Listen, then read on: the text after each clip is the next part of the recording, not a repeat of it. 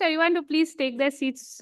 We want to be on time, so it'll be good to get started in the next minute.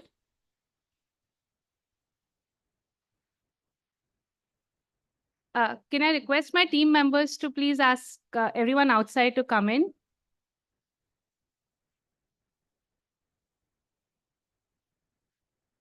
All the panel members for the inaugural session. Ma'am, yes, please.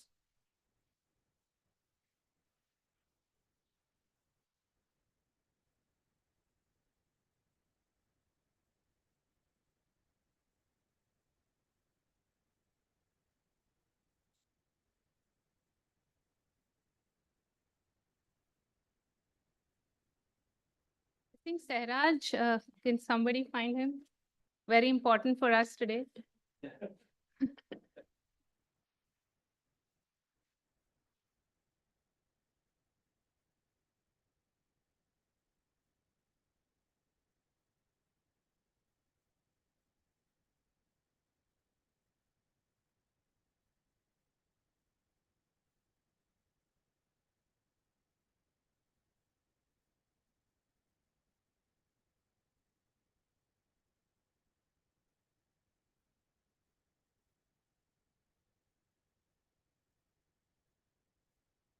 So we are all set. Good morning and welcome.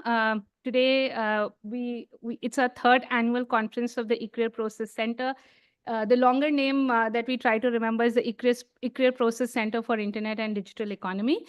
This is the third iteration of the State of India's Digital Economy Report, and we are very proud to present it. I hope you all enjoy listening to it as much as we enjoyed preparing it.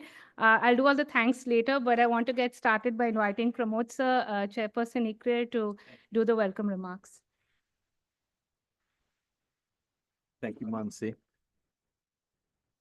Good morning, everyone. Pleasure to have you here, and astonishingly, we are virtually on time. In New Delhi, that is in itself quite a feat, given our traffic and everything else and all the variables that we go through. I'm delighted to welcome you to our third annual conference on, the state of India's digital economy in 2025 and the launch of this seminal report. I want to thank all of you for being here, firstly, for taking the time, because this is a very, very important report. And very importantly, for our panel members, for all the people, I won't go through all the names right now, because they'll be coming up one by one, for the fact that they've joined us today. I do want to thank Process, particularly David and Sairaj here, for the support and sponsorship they have given us for this report. And it's been a terrific organization. We have an advisory board. Many of the members are also sitting here. And it's been a terrific cooperation that we've had amongst ourselves to discuss the kind of issues that we will deal with, the types of areas that we would cover, as well as the unbiased way in which we have approached this entire area of the digital economy. This is a seminal and unique report. It's gaining enormous traction more and more over the last 2 years, and certainly this third year, I think, is even better. As you go through the report, as you see the way it comes, I think it presents in a far more fairer way how you might want to measure emerging economies versus developed economies in terms of measuring their progress on the digital economy. India ranks very high. I won't go through the details of the report, but you'll all know them. India ranks very high as expected, number 8 in the total index, number 3 by some accounts.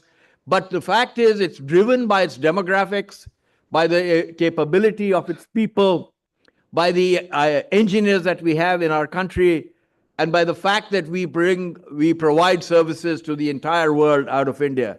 This is only going to get further and further enhanced. And not only does the ranking represent where we are and the enormous progress we have made as a developing country, but I think it also represents the enormous opportunity ahead of us. We're ranked very highly as a collective measure, and I think it's important that we reflect on this as a collective measure and not just in the old-fashioned way that the earlier indices have done. Surprisingly, though, by the way, what is also interesting is that where US and China are ranked compared to India, and then where the rest of the countries, such as Singapore, Korea, etc., are ranked, also compared to India. The gaps between these are very substantial and very large at this point in time. You'll see all of these numbers in the reports, but it is, in fact, something we need to think about, which is how large is this gap? How much strength does it give certain types of economies? How much of a duopoly does it create? And how does India play within its role in this area? As the report also says, and that's a very critical element, 1/5 of India's total economy will be the digital economy by 2029. That's a very profound statement and a substantial shift in the way our overall economy works. You can see it in the number of startups that have been created. You can see it in the number of employment that has been created. And you can see it in the export numbers and the creation of jobs that have happened. And it is a very substantial number as you think about it going forward. Emerging economies as ours have a chance to leapfrog traditional barriers to creating infrastructure, to creating the framework, creating the foundations are eliminated with the advent of technology. But yet there are significant areas where we need to move much, much faster. Protection and security, I think we are still lagging very significantly, and perhaps we need to improve that. In the areas of harness, which we talk about where we provide the services, we are ahead, and perhaps that is our strongest suit. But in AI, which the entire world is talking about. By the way, one of my common statements that I've started saying is there is a world beyond AI. So although the media has certainly picked up the frenzy around it, I think we must all remember that there are many things happening around this world, even in the digital economy, even under technology, which go well beyond AI. But the question of AI remains central to all of us. Who's going to grasp it? What fashion will it take? Will we produce LLMs? Should we do that? Will it become a duopoly? Will it become the domain of a few companies around the world which are already pouring billions into it at a rate that no other country, most other countries, cannot begin to match? All of that may be rendered redundant depending on how this technology takes off, depending on whether it gets commoditized or not. I personally already see the commoditization of AI happening in the entire discussion that you have around agentification, etc., that is going on. I see welcome signs to see that it will get commoditized perhaps and be available for use for the rest of the world in a way that is surprising and yet to be discovered. It's moving very fast. So the question, I think, for India is, how do we play in this game? How do we participate? What can we do? My view is that India can produce the AI engineers for the world. The world needs technology and engineers and scientists and computer specialists in hundreds of thousands. There is no other country that can provide it. And therefore, while there's so much discussion around job losses, etc., and the impact of new technology, there is an inadequate discussion about the potential opportunities that are out there. Perhaps bad news always takes precedence, certainly in the news, but I think for us there is a greater amount of hope than there is about bad news. Yet, we have to tackle some very, very important issues. We have to figure out how we can harness this, how we can prevent a duopoly from happening around the world. We have to think about what happens to sovereignties of countries, which, if they are under a large part of their critical infrastructure and framework is dependent on a few companies around the world, that in itself is an issue that many countries, that every country that I can think of, will have to tackle.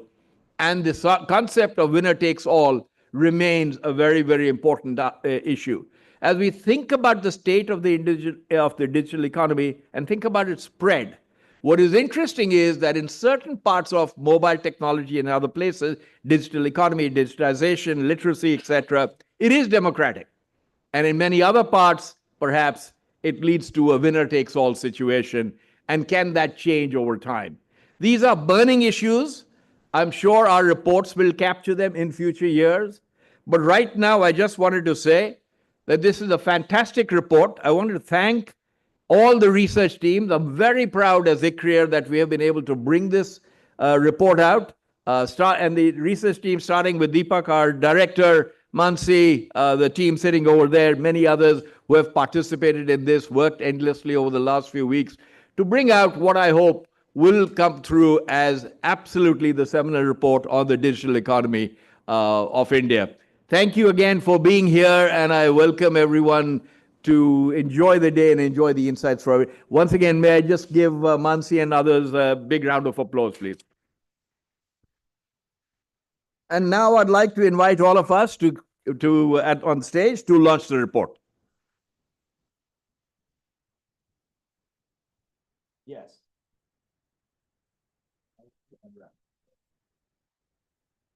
Mansi, we need you up there.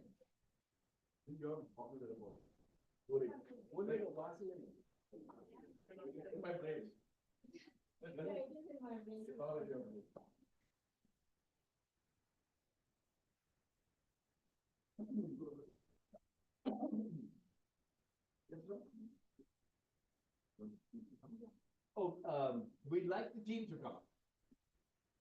At the panel here, we have mainly men. You'll be happy to know that the team is all women, apart from Deepa.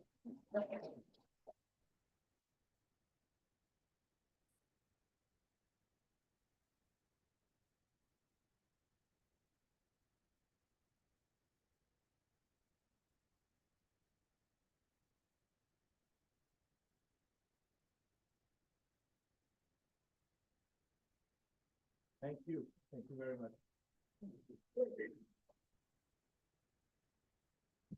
And may I now ask Deepak and Mansi to present the report. Thank you.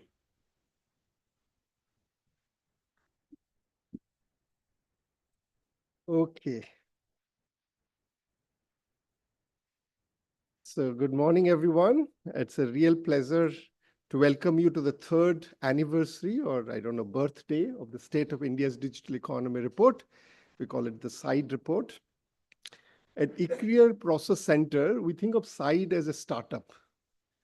And what are we trying to disrupt? We're trying to disrupt the global market or the knowledge market that is producing index on digitalization. How do you measure digitalization? How is digitalization spreading across within countries and across the world? So that's the market we're trying to disrupt. Who are the incumbents in this market? It's International Telecommunication Union, which produces the ICT for Development Index. It's World Economic Forum, which is producing the Network Readiness Index. It's the United Nations, which produces eGov Development Index. It's IMF, who produces Artificial AI Preparedness Index. So these are the institutions globally who are producing how do you measure digitalization and compare across countries. Why do you want to disrupt them? Because we believe that digitalization in the AI age cannot be measured with telecom era matrices. What do I mean by that? Let me give you an example, or let me tell a tale of two reports. So in the middle of 2024, IMF came out with a report about how do you measure artificial intelligence and preparedness for it, AIPI index. And in that index, if you look at the table, the ranks are top 7 countries in the top 10 are European countries. Where is China? 30. Where is India? Perhaps you can't even see because it's below the headline, but it's 71. That's where the rankings are. If you believe this ranking, you say, oh man, West is so far ahead of China. And then DeepSeek happened. There's mayhem and chaos and surprise and shock. How can this be? In 2024, there's another report that was released, the SIDE 2024. Guess where China was ranked in our rating? It was the number 2 countries, right on the toes of US. So you'd say, how come a small group of people sitting in Delhi can do a better ranking of countries in terms of digitalization than all these people out there? The reason is this: they are measuring digitalization in a way which is completely outdated. And many of you have read those reports, use these reports, you see it every day in the newspapers. So you say, why is this guy talking about something that I have believed for 20 years? So I'm going to give you in 10 minutes evidence that what you are reading is crap. You need better products, and we have a much better product to sell you. So what is wrong with the existing global index on digitalization? 3 things. The first is they capture a very narrow notion of digitalization. It's often almost about connectivity, and connectivity in a certain way that you have to access through a laptop or a desktop using fixed broadband. That's how the rich world access internet. That's not how the Indians or the Nigerians or the Kenyans access internet. So you need to think differently. So what we do is we say, okay, C, connectivity is super important, but so is H, which is harness. How are you using digital technologies to create jobs, to generate growth, and to improve service delivery? So that's your H. That's important. So is I, innovation. How are you using this for AI? How are you doing it startups? How are you using emerging technologies? And CHI are the benefits of digitalization, but there are also downside risks. Protect. How do you protect your citizens from cybersecurity and privacy and all sorts of problems? So that comes a P. And thanks to the audience like you, for public demand, they said, how can you talk about digitalization without thinking about sustainability? And that's your S. How green is our digital economy? So that's how the CHIPS was born, which is very different than what you see in a traditional indicator. So we took the C and we made it to a CHIPS. So that's your first. So it's not a narrow, but a much broader notion of digitalization. The second is that it ignores, the traditional indicators ignore the scales and network effect of digitalization. And you say, what does that mean? That means that, think of China and Belgium. So China is 1.5 billion people who are on internet, but let's say 80% of Chinese are on the internet. And Belgium is a very tiny population, but 90% of Belgians are on internet.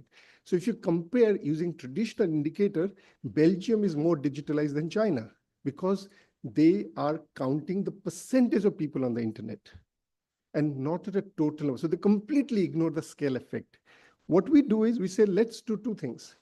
Let's first create an index. Using the CHIPS, we create a CHIPS economy index, which is at the aggregate level. So that's the way you compare countries. So how do you compare countries? So you look at the total number of people on the internet, total number of people using smartphones and a whole host of things, which is a little bit like looking at the GDP for the country. That gives you one perspective of the economy, but that's not the whole perspective. You also need to look at the per capita GDP, which is what we call the CHIPS user. That's the digitalization at the user level, which is what most traditional indicators look at it. They look at the user experience or the average user digitalization, not the cross-country. Then we say, okay, there are two indexes, let's combine it, and that's called the CHIPS combined, which gives you a more clearer picture of what's really happening. So that's your second problem, that they ignore the scale effect, and it's a big deal. The third is they suffer from double counting. What's that? Look at the matrix that I started with on the, so you have digital infrastructure and human capital as two different pillars. But we know that countries which are more digitalized also have more human capital. They're more educated workforce, and that's what they're using. So in a sense, you're counting inputs and outputs twice. And that helps the rich countries and penalize developing countries who are low on output as well as on input. So we do not count inputs and output, we only count outputs. So if you make these three changes, you get a very different result. So this is our CHIPS architecture. You have the 5 pillars. Each pillar has sub-pillars, and each sub-pillar has a bunch of indicators. It's a very transparent way to measure digitalization. There's a clear line of sight from each indicator to the final score. You change one, you can change the final score. And I won't go into this, but what additional stuff we did improvement in this report is that until last year, we were only focused on G20. And India was in the G20 presidency, we have Sherpa here. And so we thought that's the sample that we'll be focusing on. Subsequently, we expanded it to another 13 countries. So now it's G32. So the countries which are in blue are the countries that we got added. We added 2 from Asia, Singapore and Thailand. We added 2 from Africa, Nigeria and Egypt. We added 2 from Latin America, and about 6 or 7 from Europe. We also played around a little bit with the sub-pillars, and I won't get into details. But one thing I want to mention is we also replaced 2 indicators, and those 2 indicators are to deal with AI. And the reason we did it is I was presenting this report to the NASSCOM Executive Council last year, and they said, Deepak, the indicators they're using for AI is really not relevant. One of them is about how many AI journals we are producing and how much contribution we are making to GitHub. There's much deeper AI indicator that you should be using. So we came and replaced it, which meant that the 2 indicators we replaced where India is doing much better. the ones we replaced where India was doing much worse. But we did that anyway because that was the most relevant thing to do. So if you do all that, what do you get? So the global ranking. So if you look at the economy, so we're comparing countries, it's a little bit harder for some of you to see from back row, so I'll read out. So India ranks third behind US and China and ahead of South Korea, UK, and Singapore. So this is, you're comparing economy. This is like comparing GDP. Shouldn't be very surprising because we have the largest number of, or the second largest number of people using internet. You know, there's lots of number 1 and 2 positions that India has when you look at it from an economy point of view. And this is good news because this is despite the fact that we have expanded the group from 19 to 32. And we also dropped the indicators which are very favorable to India and added things which are much unfavorable. So that means this is a pretty sturdy position India is. But this story is not just about India. The rise of India is part of a larger story of the rise of the global south in the world digitalization map. China is ranked 2nd, Brazil is 10th, Thailand is 12th, Nigeria is 18th. And so these are actually, there are G7 countries which are below Nigeria if you look at it as an economy and scale effect. But the truth is, economy is one thing, but you got to look at the average experience of the digital users. So when you do that, so the first, the left one is the economy that was in the previous slide. The next one looks at what is the digitalization of the average user in different countries. And here, India doesn't do very well. Not very surprising. We are ranked 28 among 32 countries. So only a few countries like Egypt, Nigeria, and a few other developing countries which are worse than India. So our rank precipitously falls. And that's the rank that you see in many global indices and where India comes out very low. But if you combine the two, scale and intensity, India comes out to be 8th. And that's the ranking that you should be following. So India emerges the 8th most digitalized nation among the G32. US continues to lead the global digital economy with China 2nd. Out of the top 10 countries, 4 are Asian: China, India, Singapore, and South Asia, and only 3 are from continental Europe: Denmark, Germany, and Netherlands.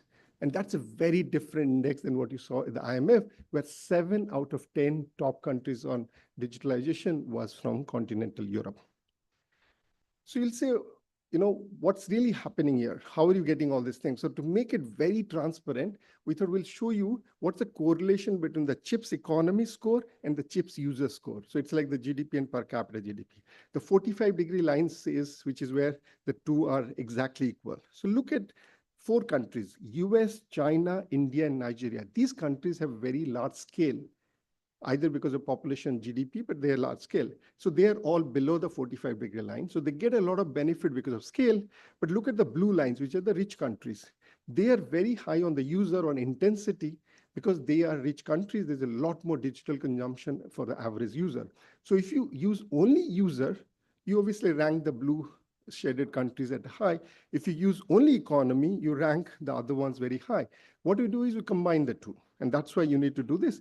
But it's important to realize that in the AI age, scale becomes super important. Data become an important critical element for your success. So countries with scale have a much more brighter future. So to give an example, if I have to choose between South Africa and Nigeria, and I have to put my bet on which country is going to come out ahead in 20 years, I'll put my bet on Nigeria and not on South Africa, even if South Africa has a much better per capita digitalization than Nigeria. Finally, they said, so is it all population, Deepak? You know, you have 1.4 billion people and you're saying scale, so what's the big deal? You know, you're the largest population, so you're... So we thought, is it what's driving India's score? So this is a scatter plot of this CHIPS economy, CHIPS user, and CHIPS combined across per capita GDP, GDP, and population. Bit complex, but 9 scatter plots. I'll tell you which are the most important driver of the... So if you look at CHIPS economy, what's driving it is GDP and population. Those are the one in the yellow line. So CHIPS economy is being largely driven by GDP and population, and that's not surprising because this is a scale effect. The second is what's driving CHIPS user.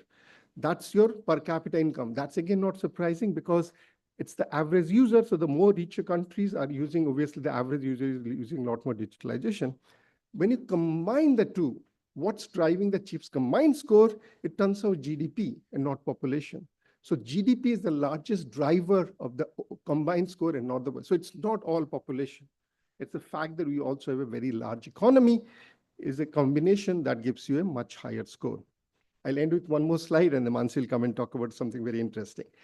So you want to also, one of the good thing about chips is it's a layer of onions. You can unpack and unpack. You can go to each indicator, each pillar. You can then go to each sub-pillar, then you can go to each indicator. So this story, if you unpack the chips by pillar, what do you get? So each row or each column is a pillar. So connect, harness, innovate, protect, and sustain. So if you look at it, first thing you see is there's a great deal of variation. So in often, who is the frontier country in each pillar? Either it's China or US. Connect, it's China. Harness, it's China. Innovate by a huge margin, US. Protect and sustain it, US. Overall, it's US. But this is before DeepSeek. I presume by next year, the innovation line between China and US is going to shrink quite a bit. And you might well have a different winner next year. But there's a great deal of variation across pillars, which is super important because if you just measure by connectivity or by harness and all, you get very different results. So it's very important to have a much more holistic picture of digitalization. India's strongest performance is actually harness, where we are the third largest, in the sense we are the third base in harnessing technology. So while India haven't yet connected many people to the internet, those who are connected are doing much better. And some of the statistics shows you that 22% of food delivery in the world is now happening in India, or 24% of the world ICT exports are happening in India. So India has now started to punch above its weight when it comes to harness. US still defines the frontier for protection and sustain. And China, of course, does very well across all pillars. In fact, all East Asian countries do very well in all pillars. Singapore, tiny country, comes out as number 4 or 3 in our overall ranking with 5 million people. So you can imagine that scale cannot be the only reason why Singapore is doing so well. So you can read the report. So I've just covered the first 2 chapters.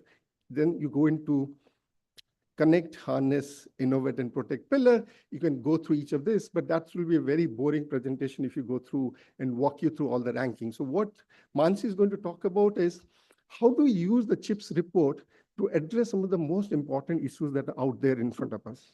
Thank you.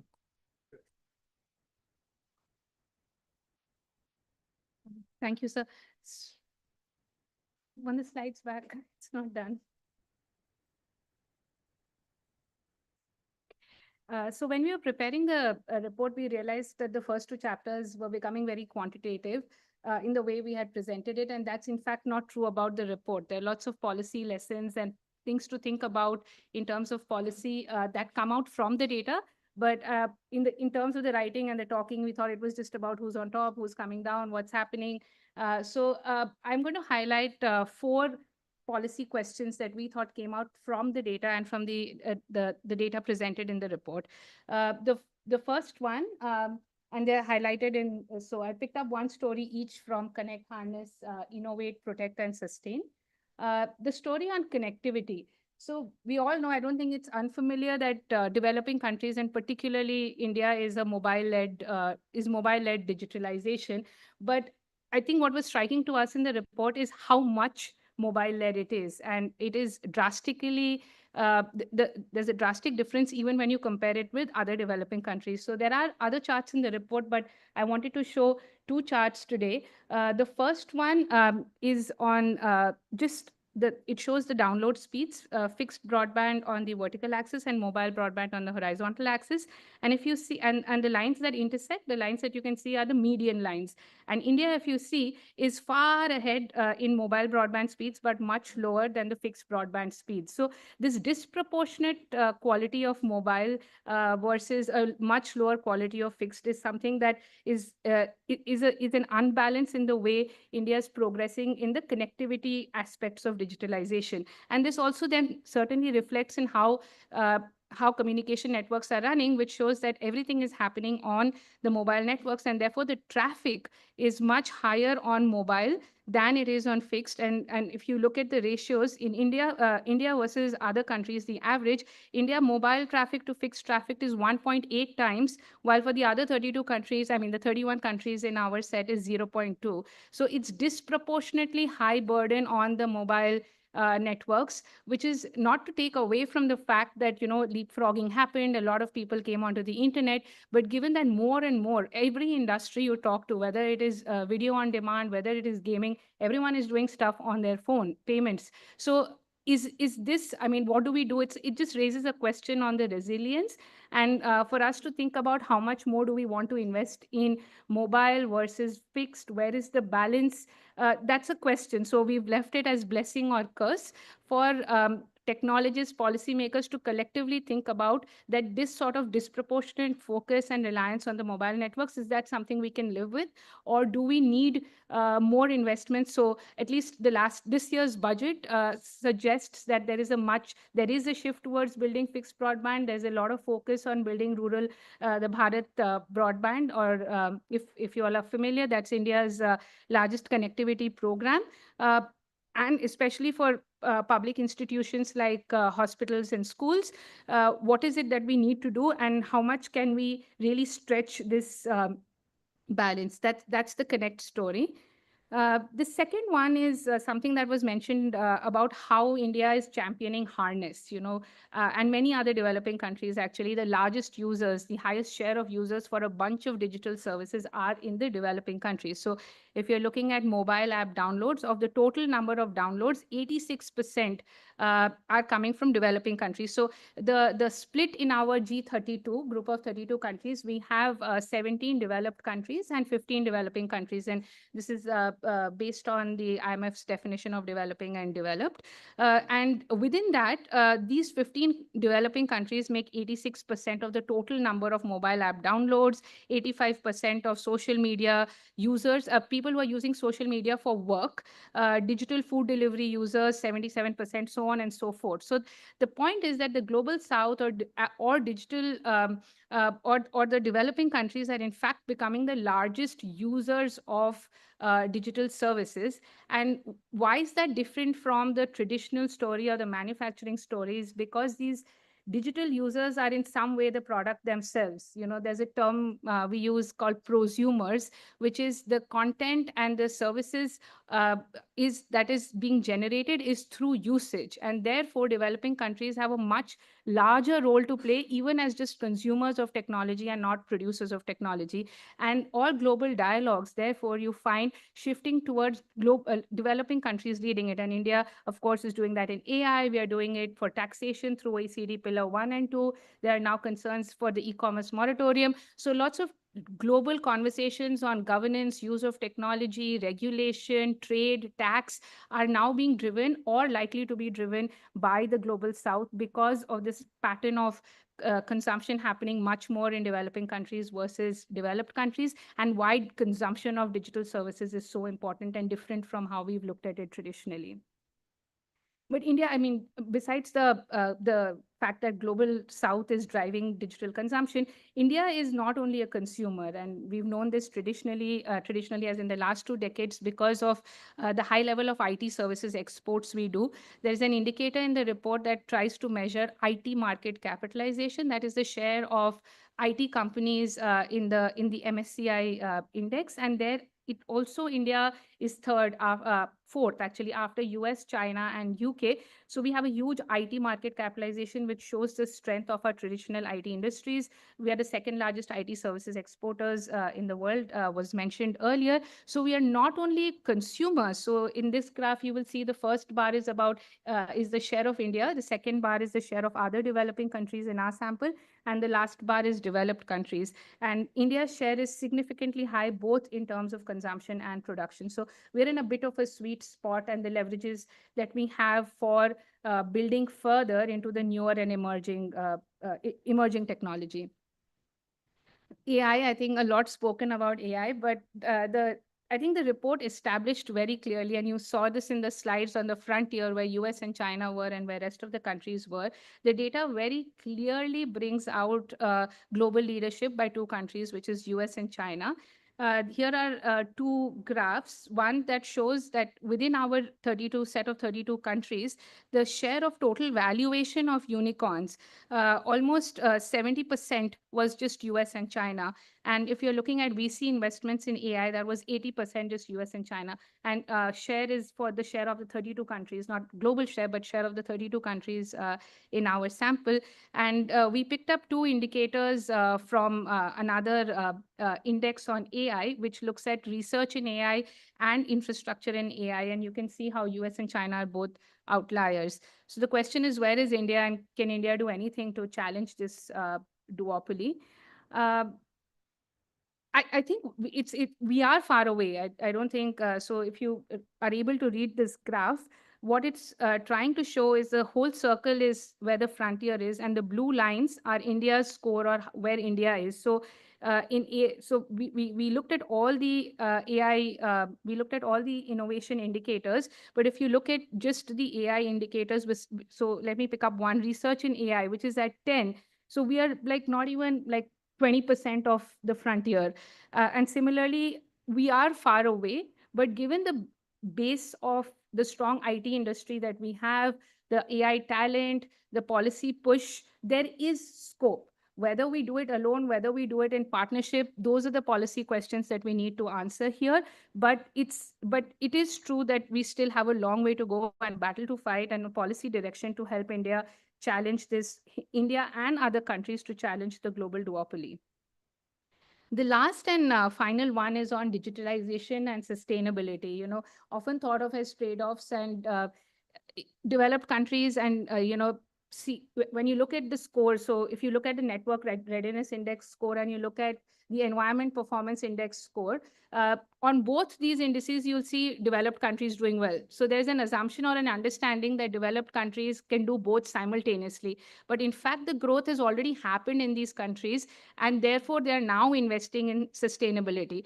On the other hand, so when we try to look at the commercialization of green tech, which includes things like investments in green data centers, green software, digital energy startups, the share of developing countries is much higher than that of developed countries. So in absolute terms, developed countries may have spent a lot more on sustainable technologies, but as a share, developing countries are much higher, which shows that in case of developing countries, maybe they're making choices, they're greenfield choices, so they're able to do digitalization in a more sustainable way, versus developed countries which have already gone far ahead into that digitalization journey and probably making sustainable choices now. But given the limitations of resources, given where we are, question remains that how should policy be guided to help achieve these twin goals of digitalization and sustainability? What are the practices we need to do? There's recommendations on life cycle analysis, reduction of e-waste, so on and so forth. Some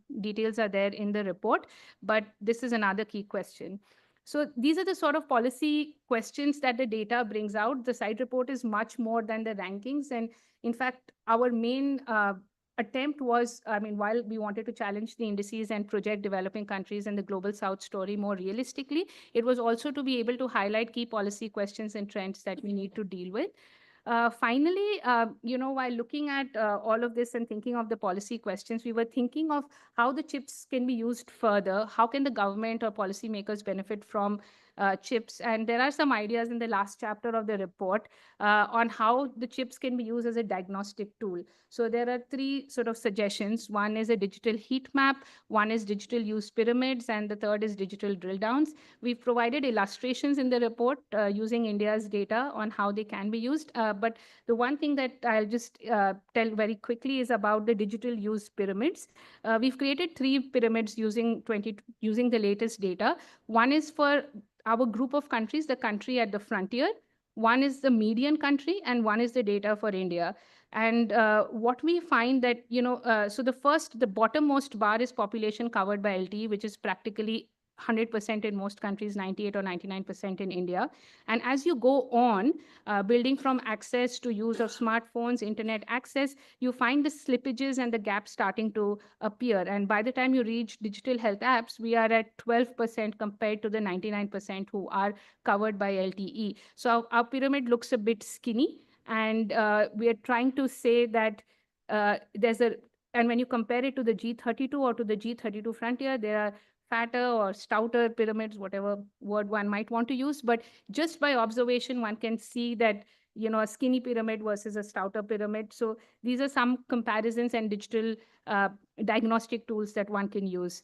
I'd like to stop here, thank the authors, the team here, and actually not just the authors, but our extended DESI team. I'm going to take 1 minute to thank everyone who was involved in the report, which is the admin team, all of our DESI team, the designers of the report, and Process for allowing us to do with full freedom. So thank you so much, everyone. Sir. That's right. Thank you, Mansi. That was wonderful. It's, as you can see, it's a really terrific report, and Deepak and Mansi have presented just a small part of some of the brilliant insights you can get. And actually, as you unpack the matrices and the measurements, the way you can use it for policy as well as state-wise, by district-wise, by area of application is actually tremendous and can give us enormous insight to policymakers, government institutions, as well as industry. I'm now allowed my huge pleasure to call Amitabh Kant to give us our keynote address, please, Amitabh.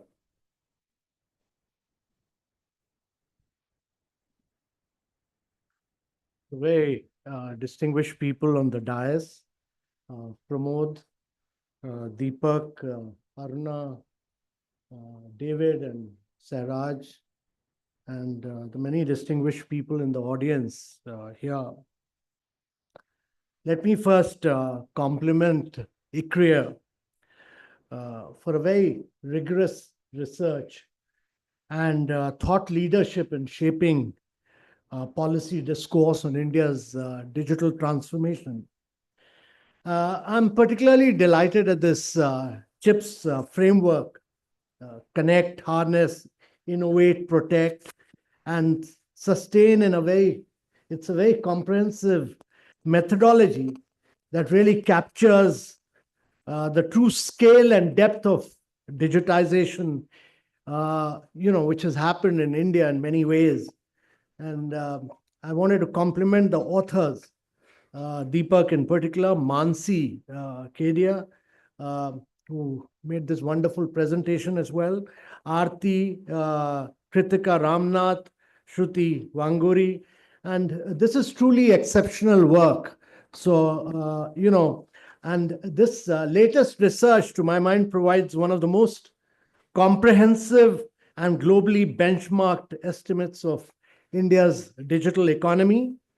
And actually, this is the first study in India to use the OECD and ADB frameworks for digital economy measurement. And this goes beyond traditional definitions by including the digitalization of sectors like banking, education, and retail. And the report captures the employment impact, showing how the digital economy creates new jobs and transforms industries. I'm particularly delighted at this report because most reports which are prepared by WEF and others, they are very, very skewed against emerging markets. It's also important to understand that this year, almost according to IMF, almost 70% of the global growth is going to come from middle and low income countries. And actually, this is going to continue for the next 3 decades. 3/4 of the world growth is going to come from emerging markets. And this is largely going to happen because, the demographics are very young in the global south, whereas the population across America, Europe, Japan, all of them are aging. Secondly, it's very important to understand, and I don't know why Mansi said in that slide that whether it's a boon or a curse. It's definitely not a curse.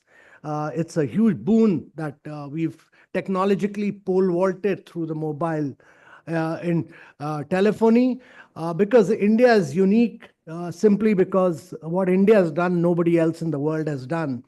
That we have 1.4 billion people with digital identity. But then between 2015 and 2017, We opened about 550 million bank accounts. Every second bank account opened in the world was opened in India. Then we linked it up through a massive campaign with the digital identity and the mobile number.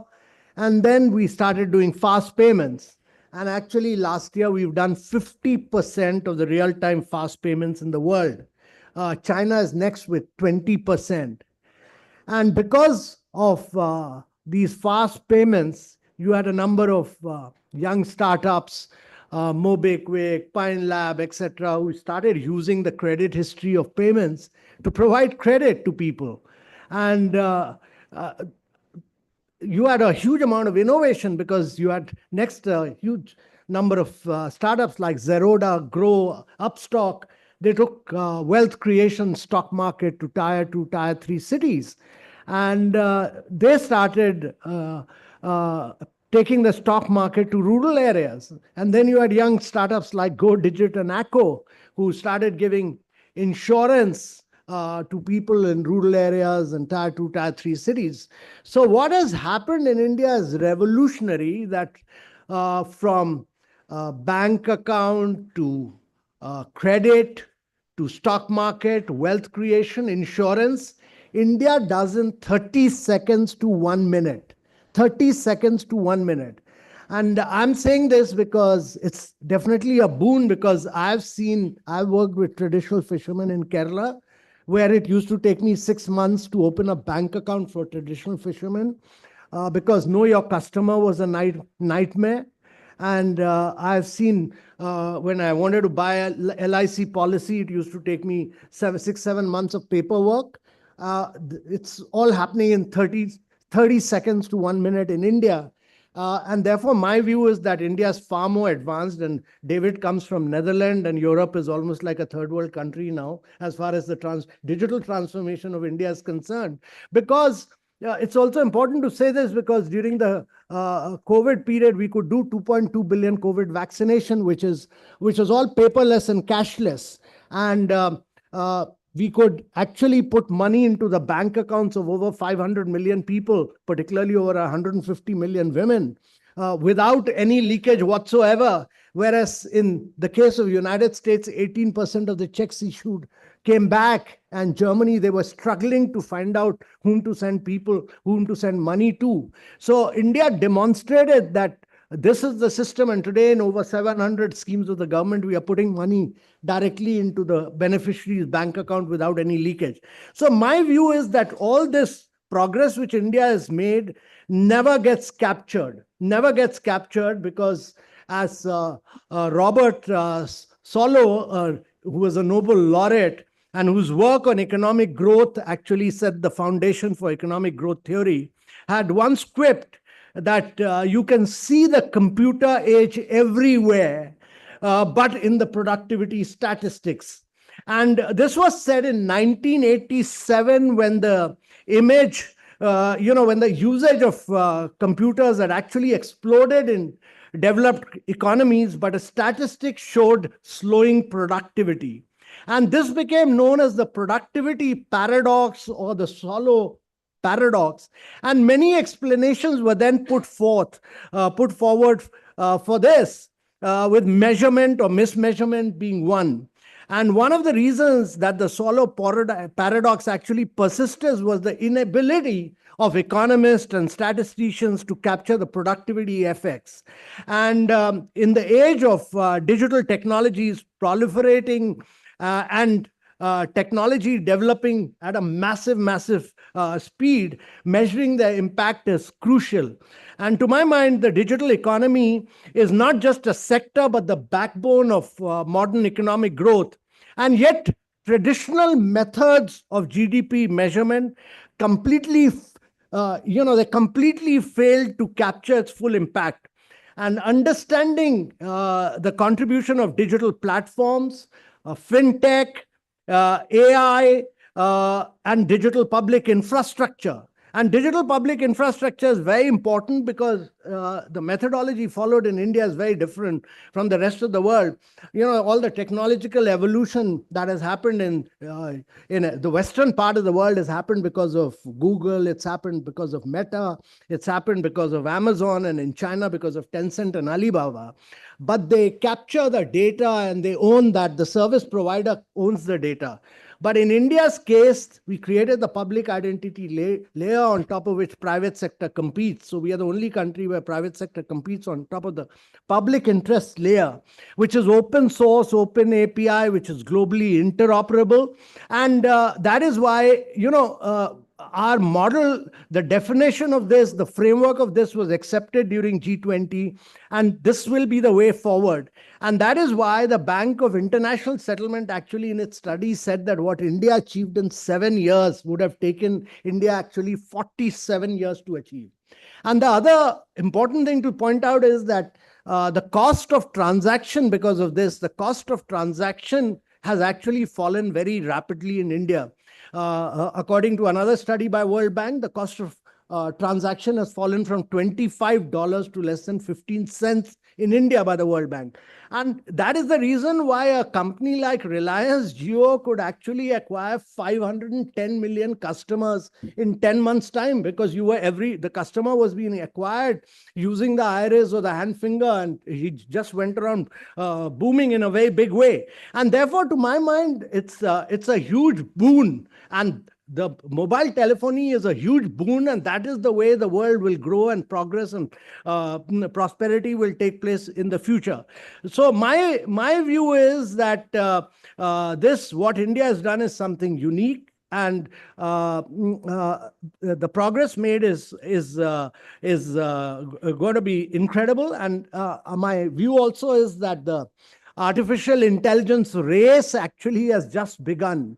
And this race is wide open, and the race will not be won by those who build up a very high-cost model, but will be won by those who democratize technology and who use open source and who use cost-competitive and less energy-consuming technology. I mean, what has been demonstrated by DeepSeek is that despite the constraints of hardware, of computing power, and despite laws being built by United States of not being that we are not going to provide cutting edge technology of NVIDIA A100 or H100 to China, great sophisticated soft power combined with computing power and very clever engineering could demonstrate that you can technologically leapfrog. And therefore, my view is that this race is very wide open, with India having about close to 500,000 technical engineers, with 92% AI adoption rate amongst its enterprises, and doing very well in the GitHub of Microsoft, which shows that the AI acceptability and the technological power is hugely there, demonstrates that in future we'll create sovereign foundational models which will be less energy consuming. And I'm particularly delighted that the new tenders which have been issued by the AI missions, the computing power to our institutes, research students will be available at incredibly low cost. It's come down to about 140 odd, 115 odd rupees, and with a 40% discount, it'll be the cheapest computing power of the most powerful NVIDIA computers being available, GPUs being available to Indian research students and to our startups. So this race is very much wide open, and actually the winners will be those who use sovereign foundational model. And sovereign foundational models are very critical and important because India is a country with about 22 languages, vast dialects, and it's very important that in the maze of all this, we don't lose our history, our culture, our civilization, which on the basis of which we should build our foundational models. And we should not end up becoming a technology colony of China and USA. And therefore, my view is that this particular study is very, very critical, because I've always believed that many of these ranking and indices are highly skewed in favor of the Western economies, in favor of the developed economies. They don't take into consideration much of what is happening in the developing nation, whereas all the growth is coming from middle and low-income countries in the years to come. So I would only say that India has made historic digital gains, but the journey has just begun for India. And the challenge ahead is very, very clear that governments must strengthen digital infrastructure, businesses must continue to innovate, and startups must continue to disrupt, and individuals must embrace more and more digital skills.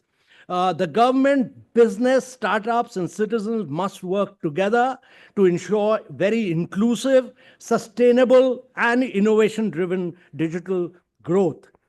This report really provides a roadmap, and I think it should really shape the future of India's digital economy.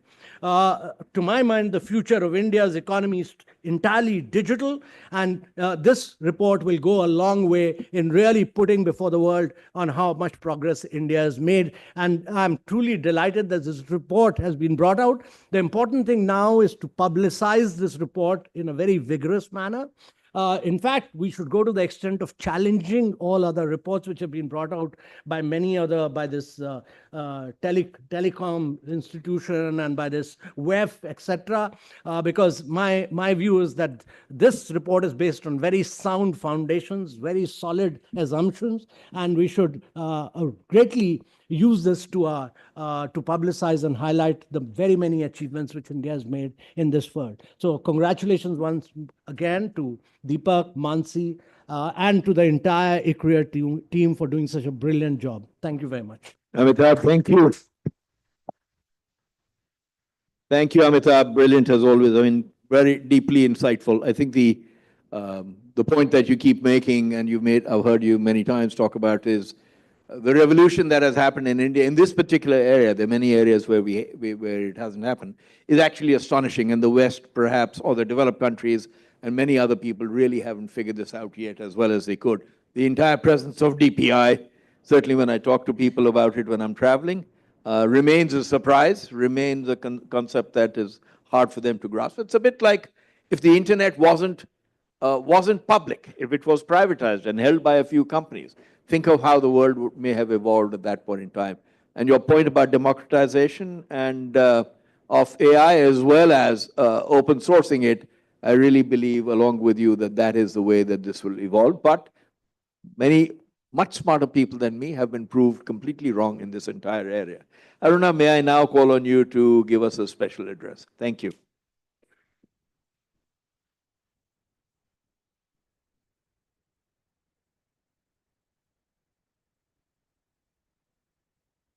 Pramod, Amitabh, Deepak, Sehraj, David, distinguished guests in the audience. At the outset, I'm delighted to be here on the occasion of the launch of the third edition of the SIDE report. We already saw over the last two editions that this report was fairly unique. And if anybody had any doubts that this was not the authoritative seminal report that we had all been looking for, I think the third edition establishes it completely. As all the speakers here before me have pointed out, India's, and in fact, many developing countries' journeys towards digitization have been unique and different in their own ways. And until now, we have really been struggling to find an adequate analysis that can explain what exactly is going on. Clearly, India's economic progress and growth are so completely intertwined with the progress of the digital economy. And so when visitors or analysts have asked what exactly is happening in India's digital journey, we did not until now have an authoritative account of where we stand, what are the drivers that got us here, what are the areas of strength, what are areas that still need to be addressed. And so I think this report really fulfills a very, very valuable need. The report is seminal and path-breaking for a variety of reasons. First and foremost, we have lacked a robust conceptual framework and tool within which to look at the new paradigm of digitization that is emerging across economies. As Deepak pointed out, the old paradigm, which is the pre-digital telecom paradigm, based on which most conventional indices were constructed, that can only get us so far. And we have often struggled to explain the dramatic transformation and changes that have happened with the Aadhaar, the UPI, the India stack, the mobile connectivity revolution in terms of the old indices. Here, for the first time, we have a comprehensive, informative, thoughtful and thought-provoking report. And so, like all the others here have mentioned, let me first of all add my compliments to the ICRIER Proceus team for the excellent work that they have done. Not just in terms of developing a completely new conceptual framework within which to make sense of what is happening, but also making sure that it is robust, that it reflects contemporary developments. After all, we live in a world where the shifts are tectonic. The world on January 19th is not the same digital world on January 20th. So to be able to come up with an index that remains current and contemporary and captures the fast pace of developments all around, I think only a conceptual framework that is as comprehensive as the CHIPS framework can really attempt to do that. As has been mentioned again, the CHIPS framework goes far beyond the conventional indices. Because if we look at what the ITU puts out or the Digital E-Readiness Index puts out, etc., most of them still measure digital progress in terms of fixed broadband, number of laptops, looking at silos of infrastructure, government, regulations, business, people, etc. And these indices, while they may be very informative, have not really helped us meld together a holistic, comprehensive model of what is going on. And many of these indices, while some of the advanced indices may be very useful in terms of the specific narrow segments that they address, there is still no way of bringing them into a larger matrix of indices, which will tell us what the unfolding paradigm looks like and where we stand in that unfolding paradigm. The other huge, the other area where I think this report is probably going to add huge value is in terms of its utility as for policymakers. Because anybody who goes through the report will see that there are a number of insights, and surprises, and a very balanced analysis of where it is that policy interventions really need to be focused and really need to be addressed. And so I do hope that everyone who reads this report and takes it away will be able to benefit in terms of helping us engage with the digital ecosystem and the policymakers to make sure that the areas where we still have large gaps. I come from a telecom background, and one of the slightly concerning things was that, as the report points out, connectivity still remains the Achilles heel. So on the one hand, while we have legitimate grounds to be delighted about what's happening in connectivity. There are other areas where we need to do more. And I think this will be a valuable tool, not just for the national government, not just for state governments. I do believe that there's going to be another report which will be just as useful and just as insightful, because it's going to talk about how various geographies and segments are doing. And so, you know, sub-state actors, sub-national actors will also be able to find out exactly where they stand and what needs to be done. The report, I have to say this, I think is path-breaking also because despite the fact that it is thoughtful and quantitative, there's huge amount of quantitative and qualitative analysis, it is presented very, very lucidly and is very easy to read. And that's a rarity. So I would encourage all those of you who are here, especially the media, to really look at this report, because you will find lots of information that wasn't available there previously. This year's report has brought in many refinements. It's brought in the sustainability pillar. Global indices, most of them still do not account for sustainability.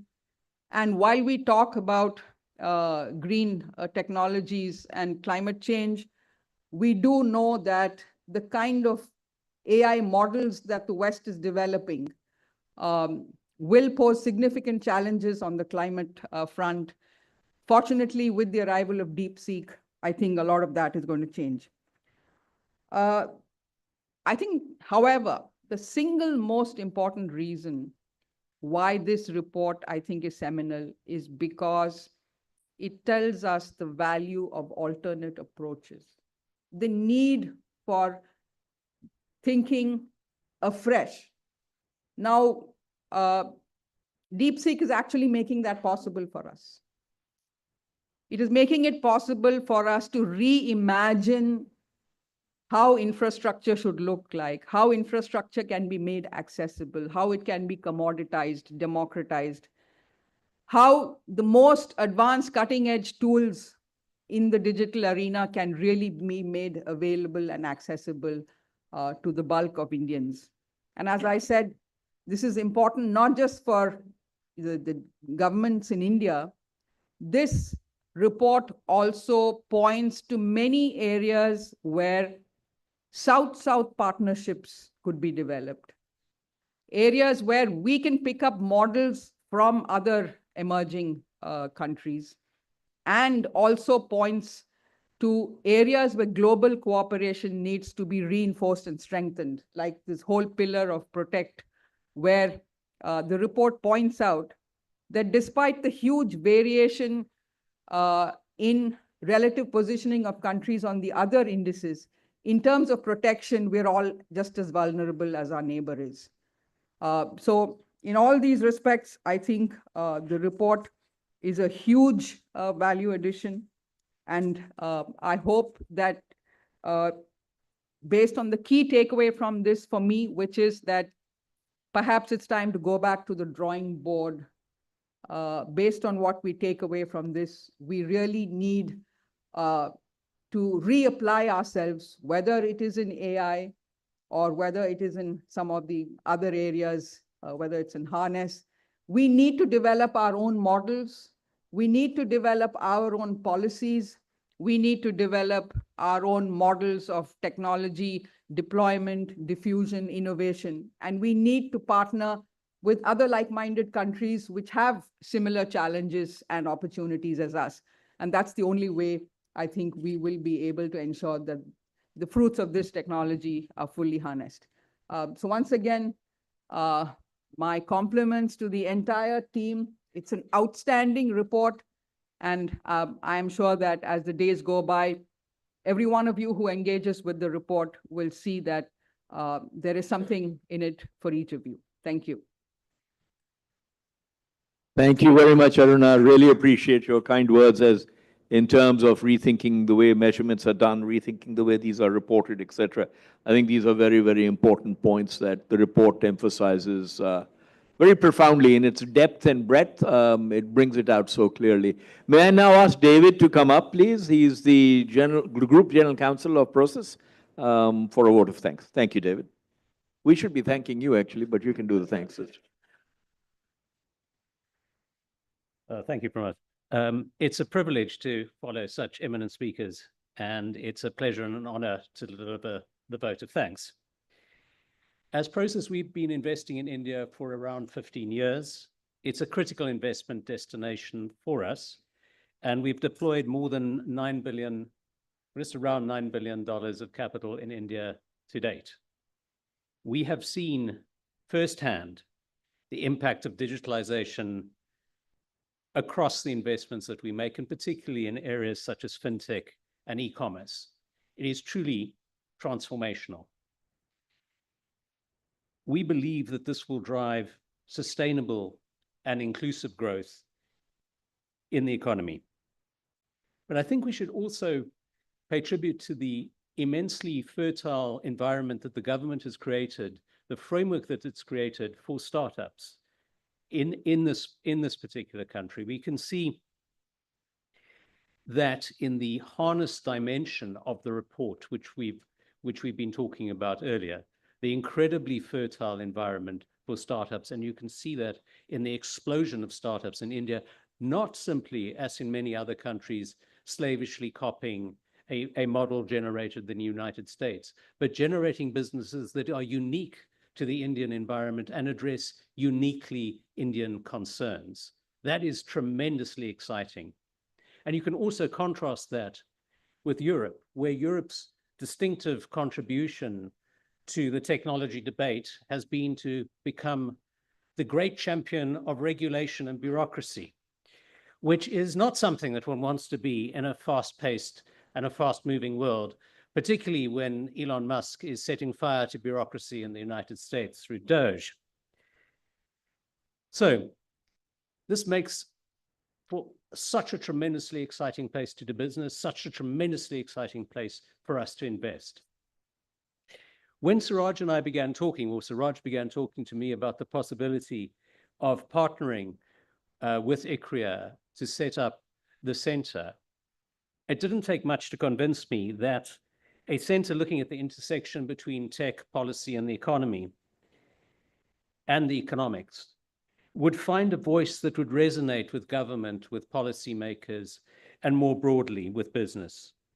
But the success of IPSIDE and the relationship we have with ICRIER has far exceeded our expectations. And that is due, I think, in large part to the quality of the research which you see. This quality research you've seen in the annual reports, and the most recent of which has been launched today. Now, a huge amount of work goes into a report of this nature, and it's my pleasure to thank the people who've been involved. So first of all, Pramod, thank you for our partnership. It's been absolutely extraordinary. We're very grateful. And thank you to the authors, Deepak and Mansi. Fantastic report. And Arti, Kritika, and Shruti, who I think are probably the backbone of the report. Thank you for coming on stage earlier.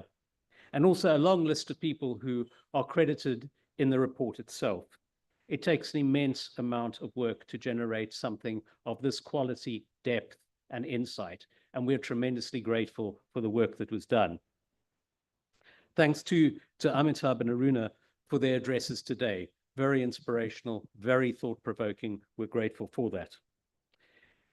So we look forward to the rest of the day. But for now, may I ask you to give a round of applause rather, to the board, the advisory board, the very distinguished advisory board who are here today, to the authors, and to the speakers. Thank you very much.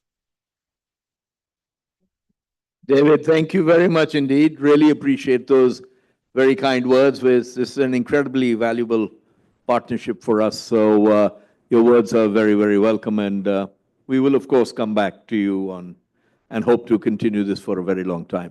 With that, we have a 15-minute break. Can we do a 15-minute break? We're okay. We're 10 minutes, but we'll, 10 minutes. We'll aim for 10 minutes and then come back. Thank you very much.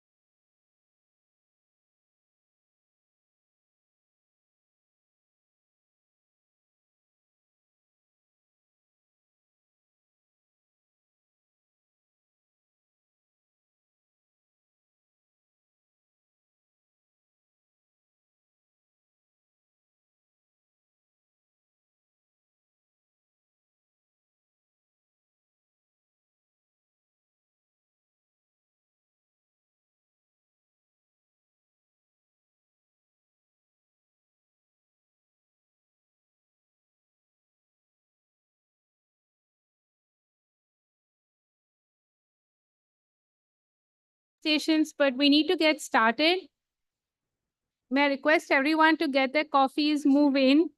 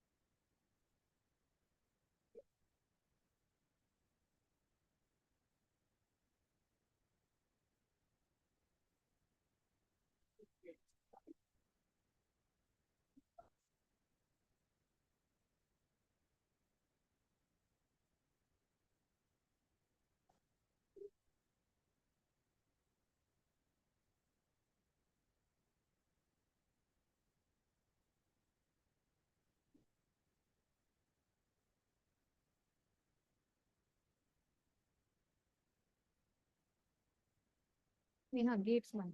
Gates.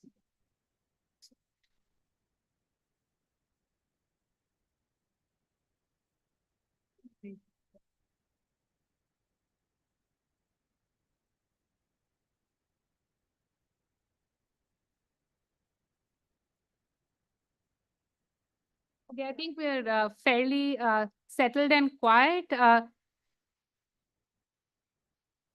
Thank you for joining back. From last 2 years at IPSIDE, we've changed the format a little bit. We've always gone ahead with panel discussions. What we realized that while panel discussions are great for debates and for understanding different aspects of a policy, there's some speakers we want to hear more from about what is happening, what do they think. So this year we decided to follow two formats. So in this session, we're going to have what we call lightning talks. And we have experts, 4 experts, who are going to talk us through 4 really interesting areas. I'll introduce them as they come up on stage. So we're going to start with Debjani. She's going to talk to us about how India can win the AI battle. Debjani used to be at NASSCOM. I don't think she needs an introduction, but she used to be at NASSCOM, but now in her role at Niti Aayog, she's doing a lot of great work on frontier tech. So Debjani, please come up. You speak from the...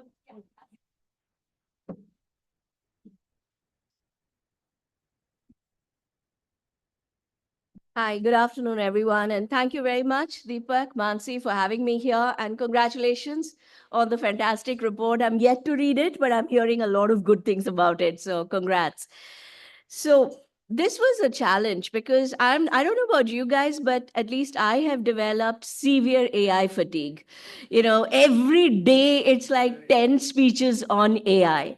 So I challenged myself to say that, okay, you have to talk about AI. One, can you talk about something new that at least half the audience haven't heard about?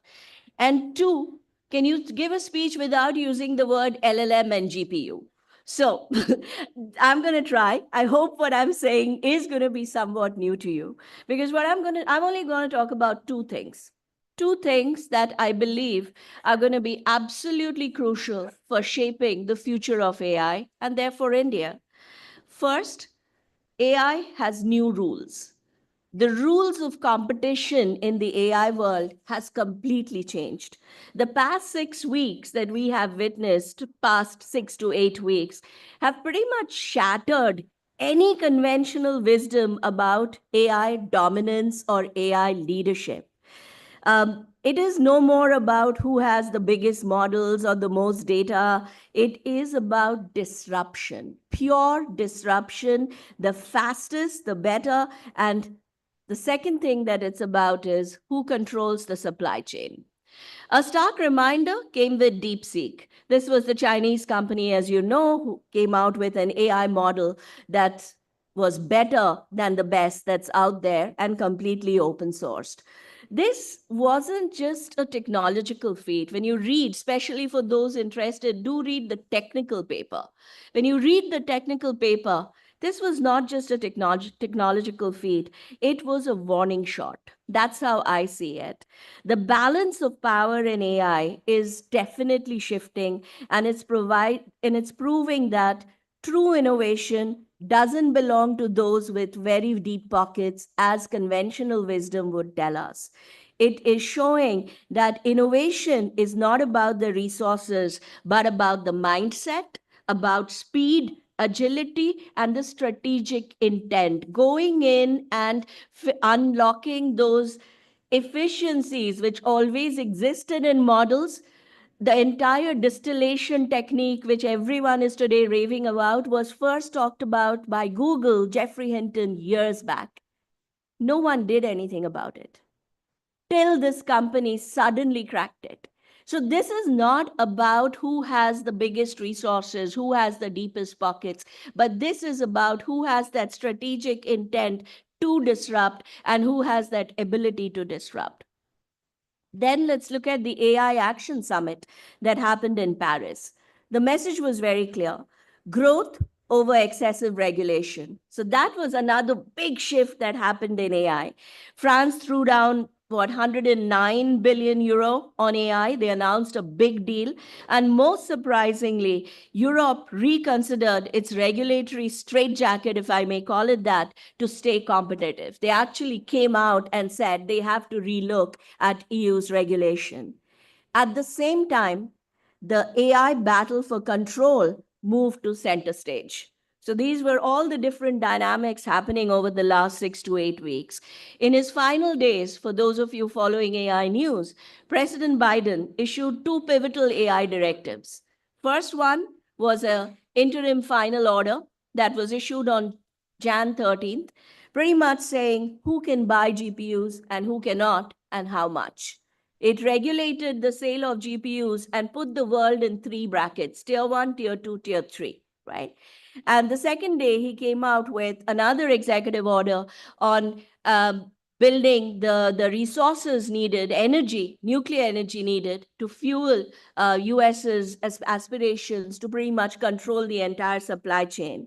Very interestingly, as soon as President Trump came into power, he repealed Biden's AI safety order, the earlier one that talked about how AI would get regulated.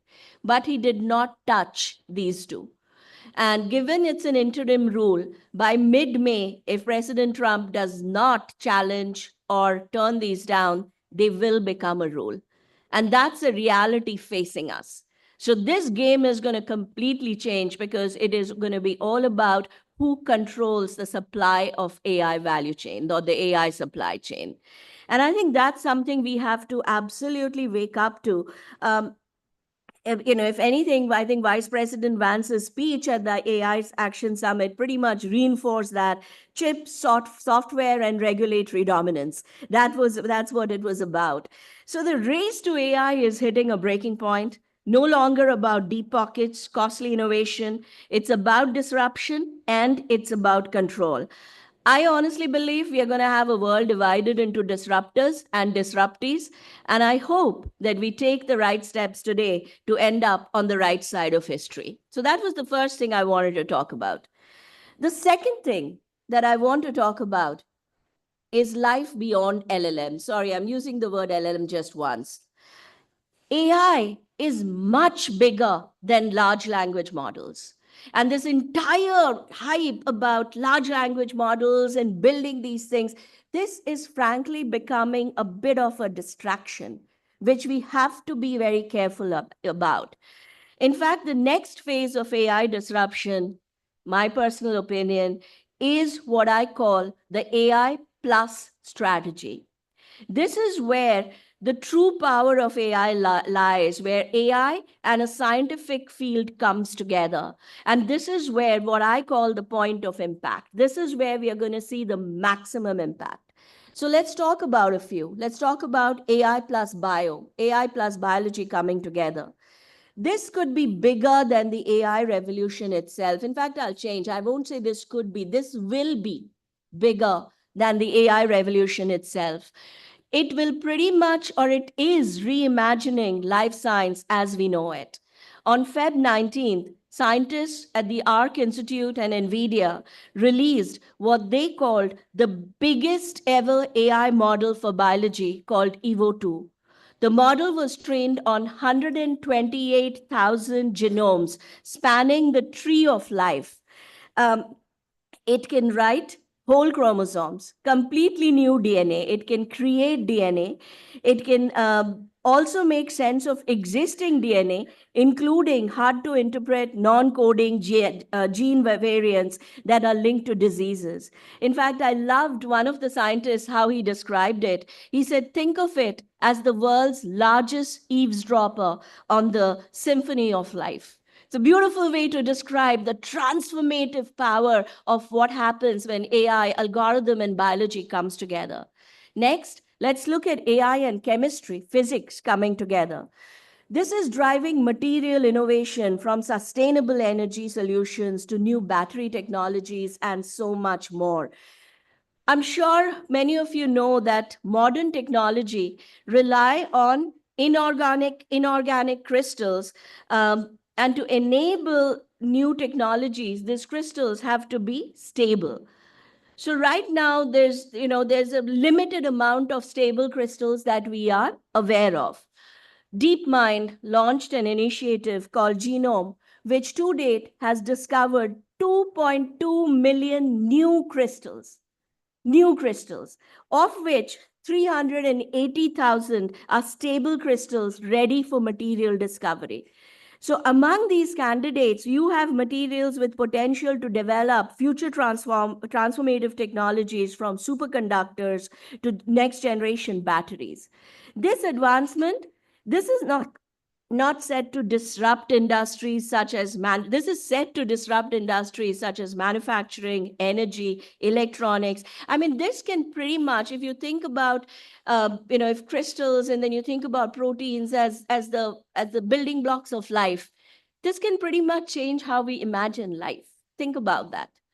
And there's just so much more, but there's a topic I love. I can go on and on. I think this is where we will see the real power of AI. But I'll stop here and I'll just add a thought into, are we, what we've seen to date in AI is just the tip of the iceberg.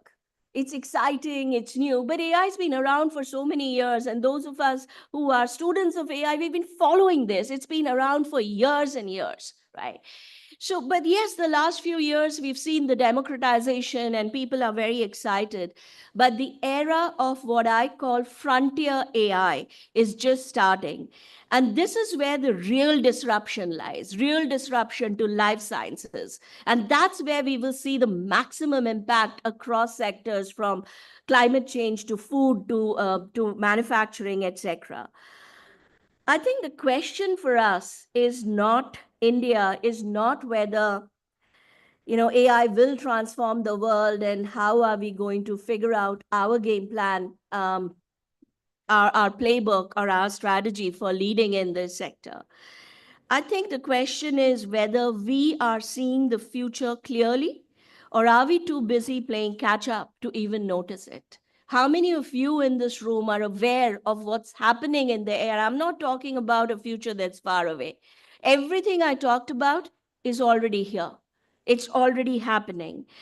So I guess the question is, if India has to lead in AI, it's not just a battle for models and GPUs. We have to be ready to lead this transformation.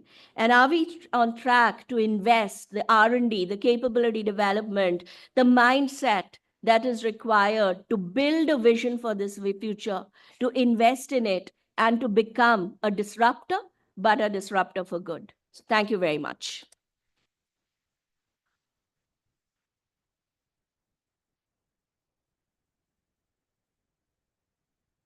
Thank you, Devdani.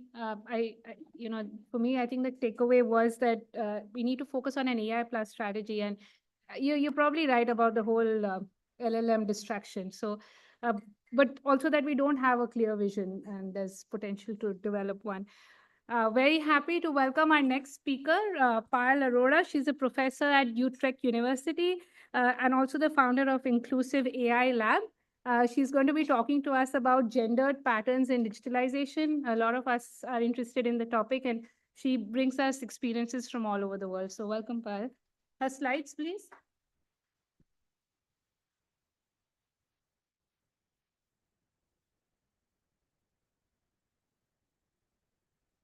Hello. All right.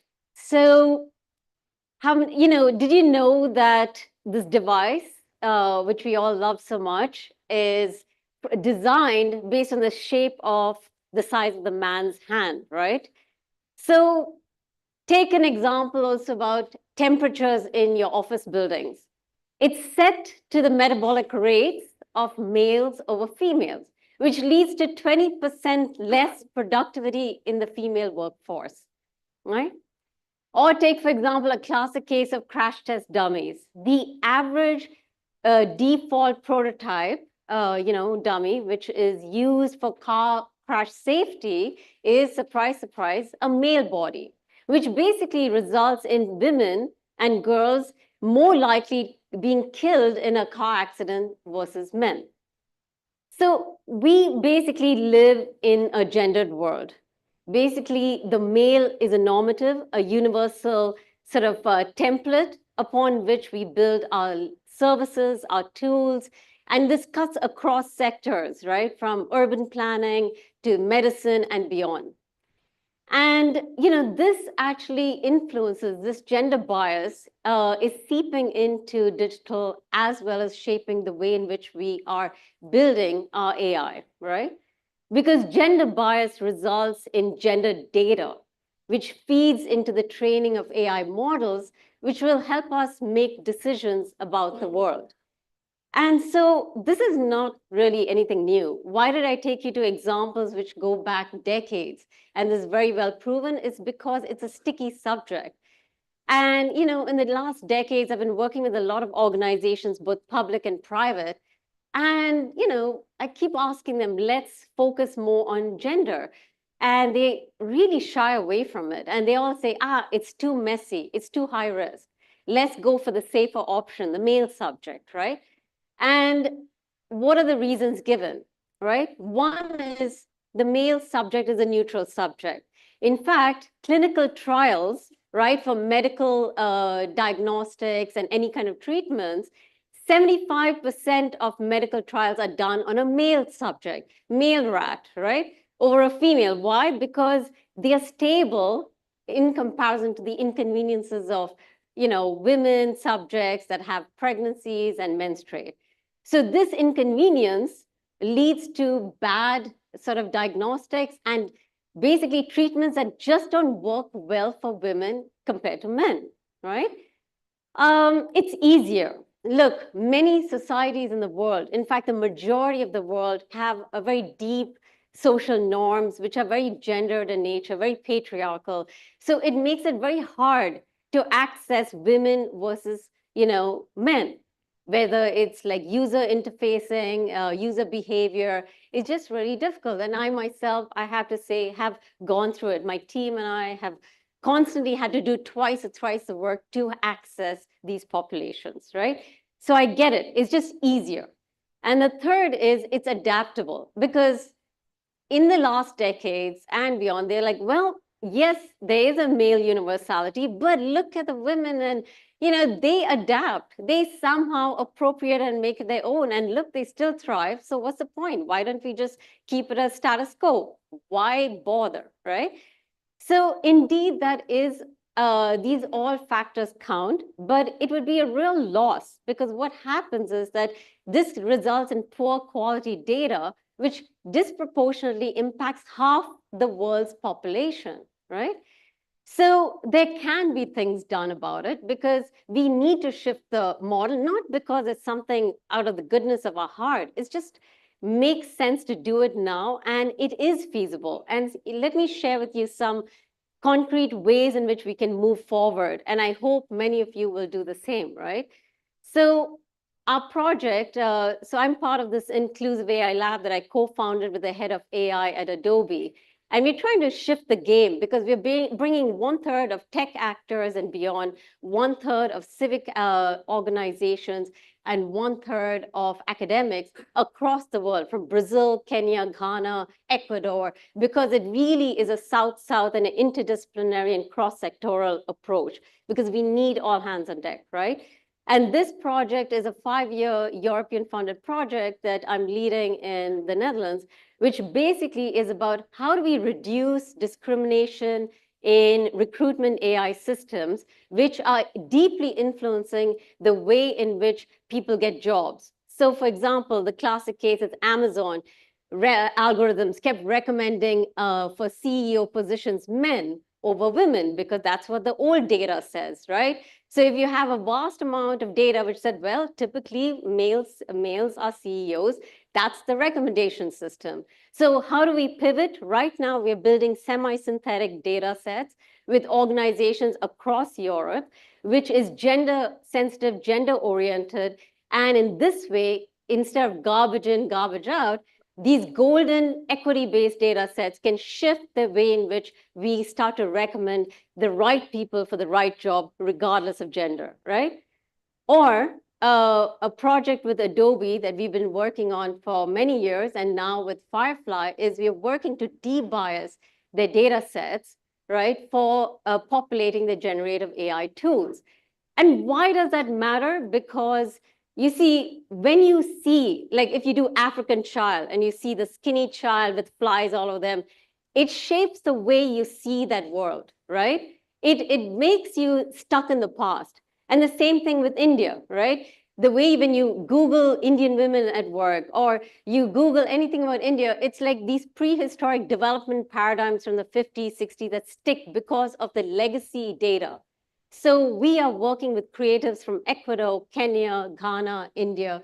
This is a project in Aspura in Rajasthan, where these women and other groups, we're working with Enabled India, where they come together and they respond to prompts, and they're building their own data sets of images in response to these prompts, and are also providing labels for it. And we're populating it into the Creative Commons under the non-commercial licenses, so it can shape the way in which we visualize the world and thereby think about it differently, right?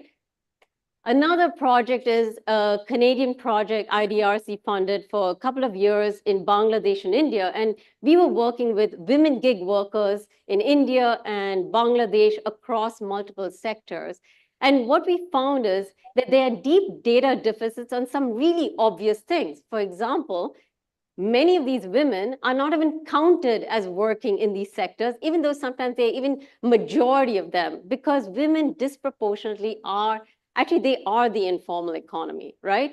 So what happens when you literally just populate, you recognize these women workers as workers in these sectors, then a whole cascading effect happens, and we're witnessing that. Right? So we've been working with a lot of stakeholders in India and Bangladesh, and we've seen the moment we recognize them into the system, the whole, all what has been said in the morning plays out. They have access to bank services, they have access, they have identity, they have all of that, and they're finally as part of the system. And that matters because we know that that's good data, and that can result in amplified effects. And last but not least, we just kickstarted a project with Google because they are shaping basically it's called the Gender AI Safety Protocols, which basically means is that they're trying to come up with a South-South and a cross-cultural approach to so-called deepfake porn, which is disproportionately impacting women and girls. And so what that basically means is these fake images of nudity, right, where women then are punished for being visible online in an inappropriate way. So what typically happens, which we are finding out, is the parents punish the girls because their boyfriend put a photo of them naked, which is synthetic. It's not real, but just to punish for breaking up with them. And the parents take the girl out of school, move them back to rural areas because shame the family. So victim shaming happens at a whole different level because of these digital harms. So we are now working, we have a team in Mexico, India, and in Ghana, and we are trying to get Google to be sensitive to what these different contexts need, from the cyber police to the municipalities, to like get granular, right? And put at the center the victims, survivors of deepfake porn. So these are some of the initiatives that one can do. And basically, I believe that, it's not an altruistic act to include women into this picture. It is common sense, because what you're doing is you're bringing half the world's population on board, and you're allowing them to optimize all these amazing technologies that we have at our disposal today. And as you've heard in the morning, there's so much potential in helping India flourish, but we need all hands on deck for us to really take control over our future. So I hope, more of you join in that effort. So thank you.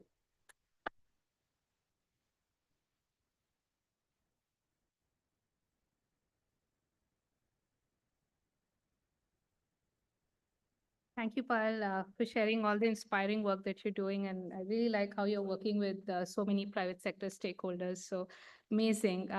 Shifting as Ravi, he runs the Digital Planet program at Fletcher School at Tufts University. He does a lot more than what we've done in the side report. So we're happy to welcome him. He's going to be talking about global digital evolution, hotspots and blind spots.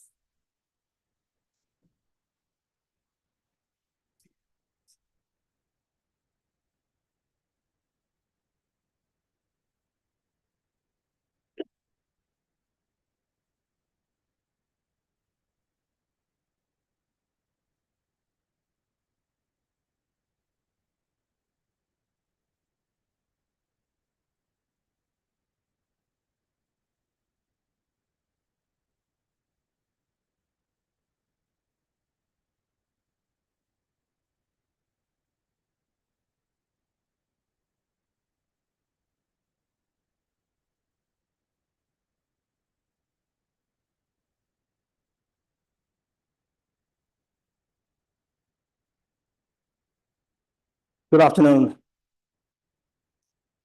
Thank you, Mansi, for those really kind words. I'm going to talk for a little bit about the hotspots and blind spots that we see in our research. I run Digital Planet at the Fletcher School of Law and Diplomacy.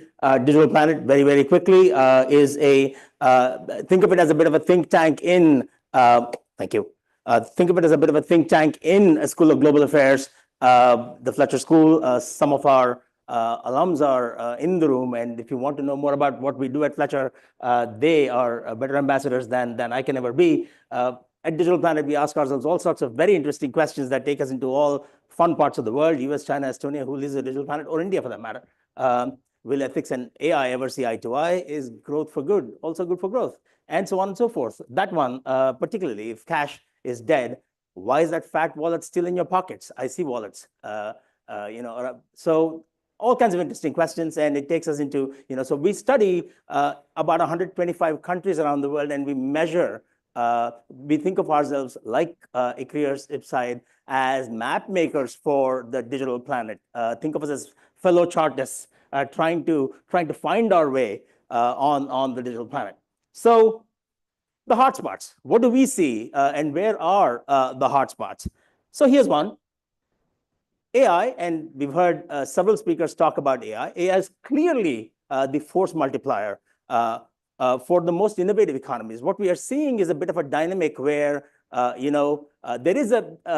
there is a winner take all or winner take most dynamic, which is getting reinforced. So what we did here is we looked at 125 countries. Now I can't put all of them, but we just looked at some of the most innovative digital economies, and we took out AI, and then did a bit of a ranking. How do countries rank if AI weren't, if ChatGPT did not show up somewhere in November 2022? What would the ranking be? Singapore would be at the top. Ireland the second, United States the third, et cetera, et cetera. But the minute you add AI, the ranks change. I want you to look at, it's a long list, but I just want you to look at where United States is, Israel, and China. These three countries, tend to propel forward, and so more is accruing to the most innovative economies, because of AI. So that's That's sort of one sort of theme. The second, and why is this important? It's important because this person, any guesses who this person is? This guy. Now, he said, leader in artificial intelligence will rule world. I mean, and that's a direct quote to Associated Press. And he knows how AI can be a force multiplier and a game changer. So therefore, important to kind of keep track of that. The other is what we've witnessed is China. China has evolved from a mobile-first economy to an economy that goes beyond mobile. And I will quickly explain what you're looking at here. What you're looking at on the y-axis here is device affluence. Device affluence is put very simply, each one of you sitting in this room probably has about at least five devices authorized by you on the internet. Your phone, your tablet, your television that is probably a smart TV. Your car is probably smarter than your television. A few listening devices, et cetera, et cetera. So, but then again, it's not the same. We also talked yesterday among our advisory board about parts of India where 3 or 4 people use one mobile phone.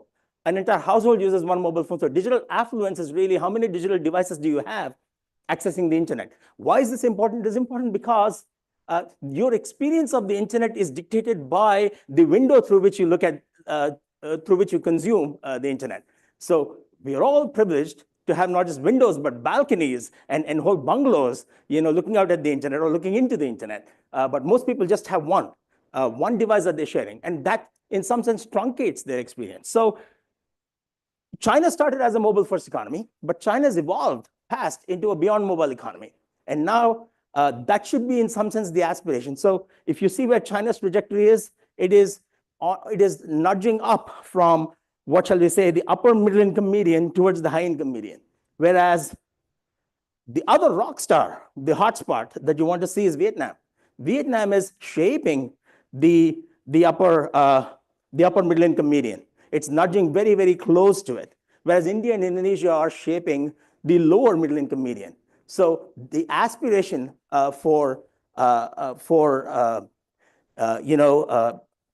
digital evolution writ large is to increase device affluence. And device affluence has many downstream effects and externalities. Mobile-first economies, as we see, also lead in the use of digital money. And probably one of the biggest beneficiaries of the digital revolution that we see is financial inclusion. And there is a tremendous amount of, and India, you can see India right there, right below Argentina. Let me see if I can point. Can I point? There you go. Okay, there it is. So you see India right there, Thailand, and a few others. So Global South really has pushed forward in real-time payments adoption. And that too is in some sense a dividend. So you can see the hotspots that I've highlighted a few countries that you might want to look at, which are truly shaping and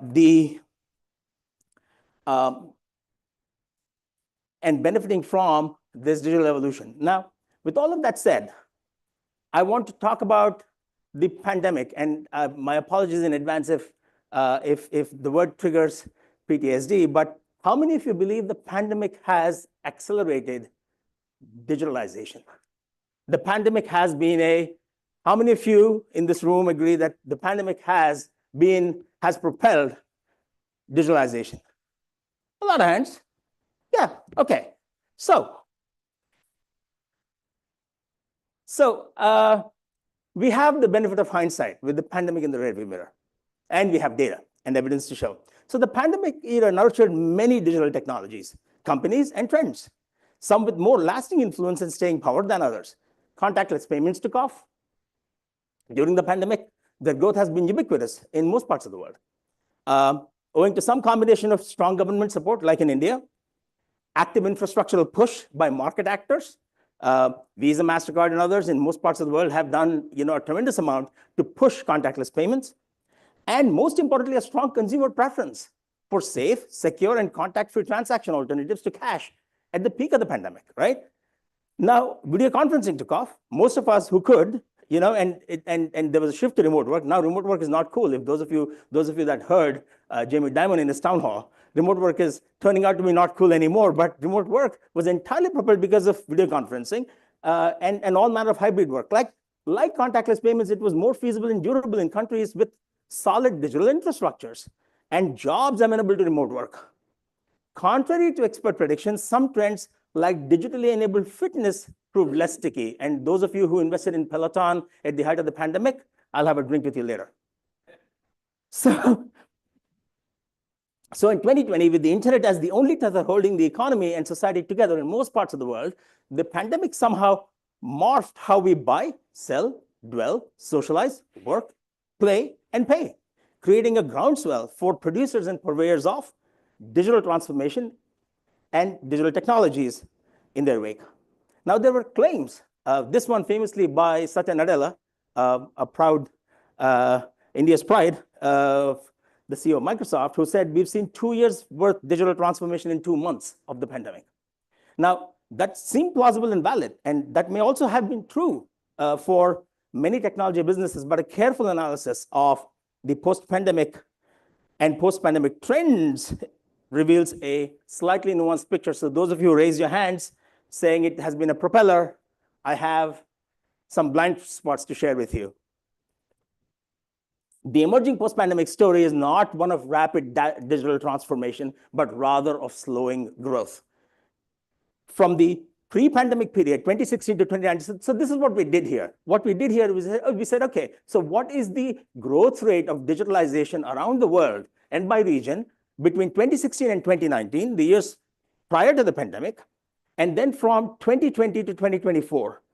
And what would the growth rate have been had there been no pandemic? So in some sense, counterfactuals are difficult precisely because, we can simulate it. But then we can see if trends are our friend, we can see if the same trend continued, where would the world have been? And what we also did was we muted 2020 because it was such a bizarre year, we muted 2020. And then we just looked at 2016 to 2019 and 2021 to 2024. And the trends are absolutely the same. What you see is slowing, what we're calling the great digital deceleration. It is slowing growth. From a pre-pandemic period, 2016 to 19, the average compound annual growth rate of all countries was 4.3%. Post-pandemic, the growth rates dropped by 1.9 percentage points to just 2.4% across all regions and income groups. Digital growth post-pandemic has been slower than pre-pandemic. And a few countries, Israel primarily, bucked that trend. But the trends hold even when we mute the effects of 2020. Now, some countries fared better. As you can see, the gray bars are, are CAGRs, or compound annual growth rates, 2016 to 2019, and the orange bars are 2020 to 2023.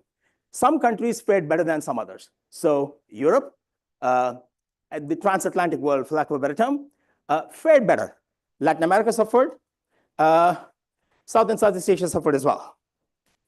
And where, if you ask, the natural question is, where do you see most of the weaknesses? And the weaknesses tend to be in demand and institutional metrics. Now, why demand? It's a clear answer. 2016 to 2019, there's been a tremendous amount of inclusion that has happened, and people on the margins just about managed to get onto the internet. But when the pandemic hit and it created all manner of economic distress, the internet or their mobile phones became a luxury that they couldn't afford anymore. And so they fell off. So there was a bit of a fall there. And when you dig deeper, women suffered more than men did because of all manner of cultural aspects that Paul spoke about a little earlier. Now, so the biggest, so where is the plateauing we see? Gender and socioeconomic class inclusion. Gender inclusion, socioeconomic class, the way the World Bank measures socioeconomic class inclusion is, do the bottom 40% in any part of the country have the same levels of access as the top 60%? Okay, so, all right.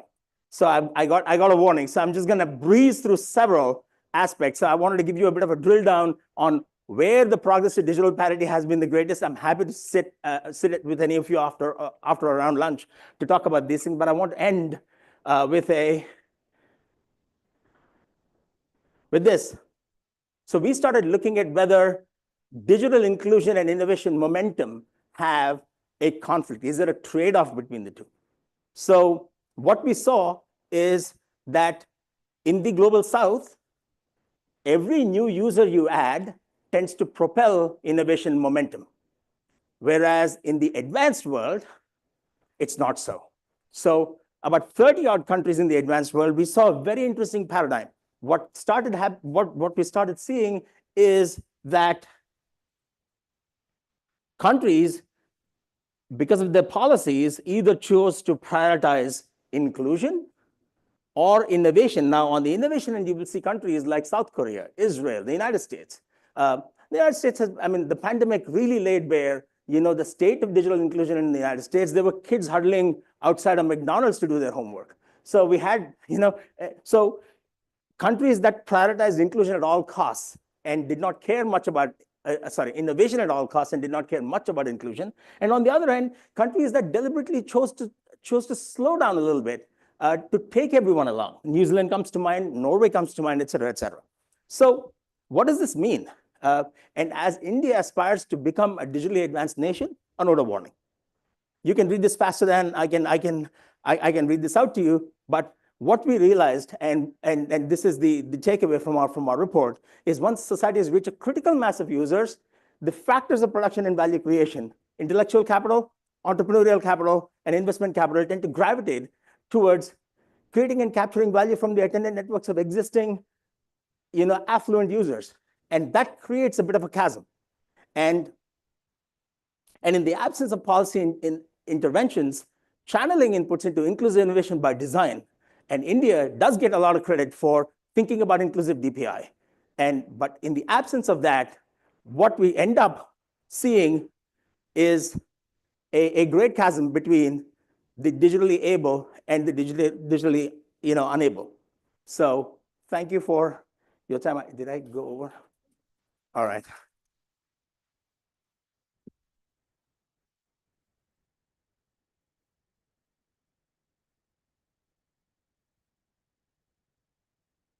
I did tell you all he does a lot more than we do.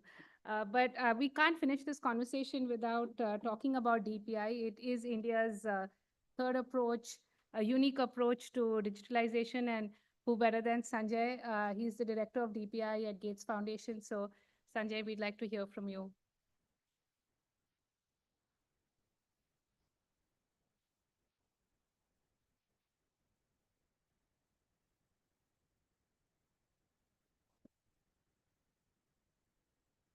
I actually, want to actually start from a slightly different point. I will not talk about AI.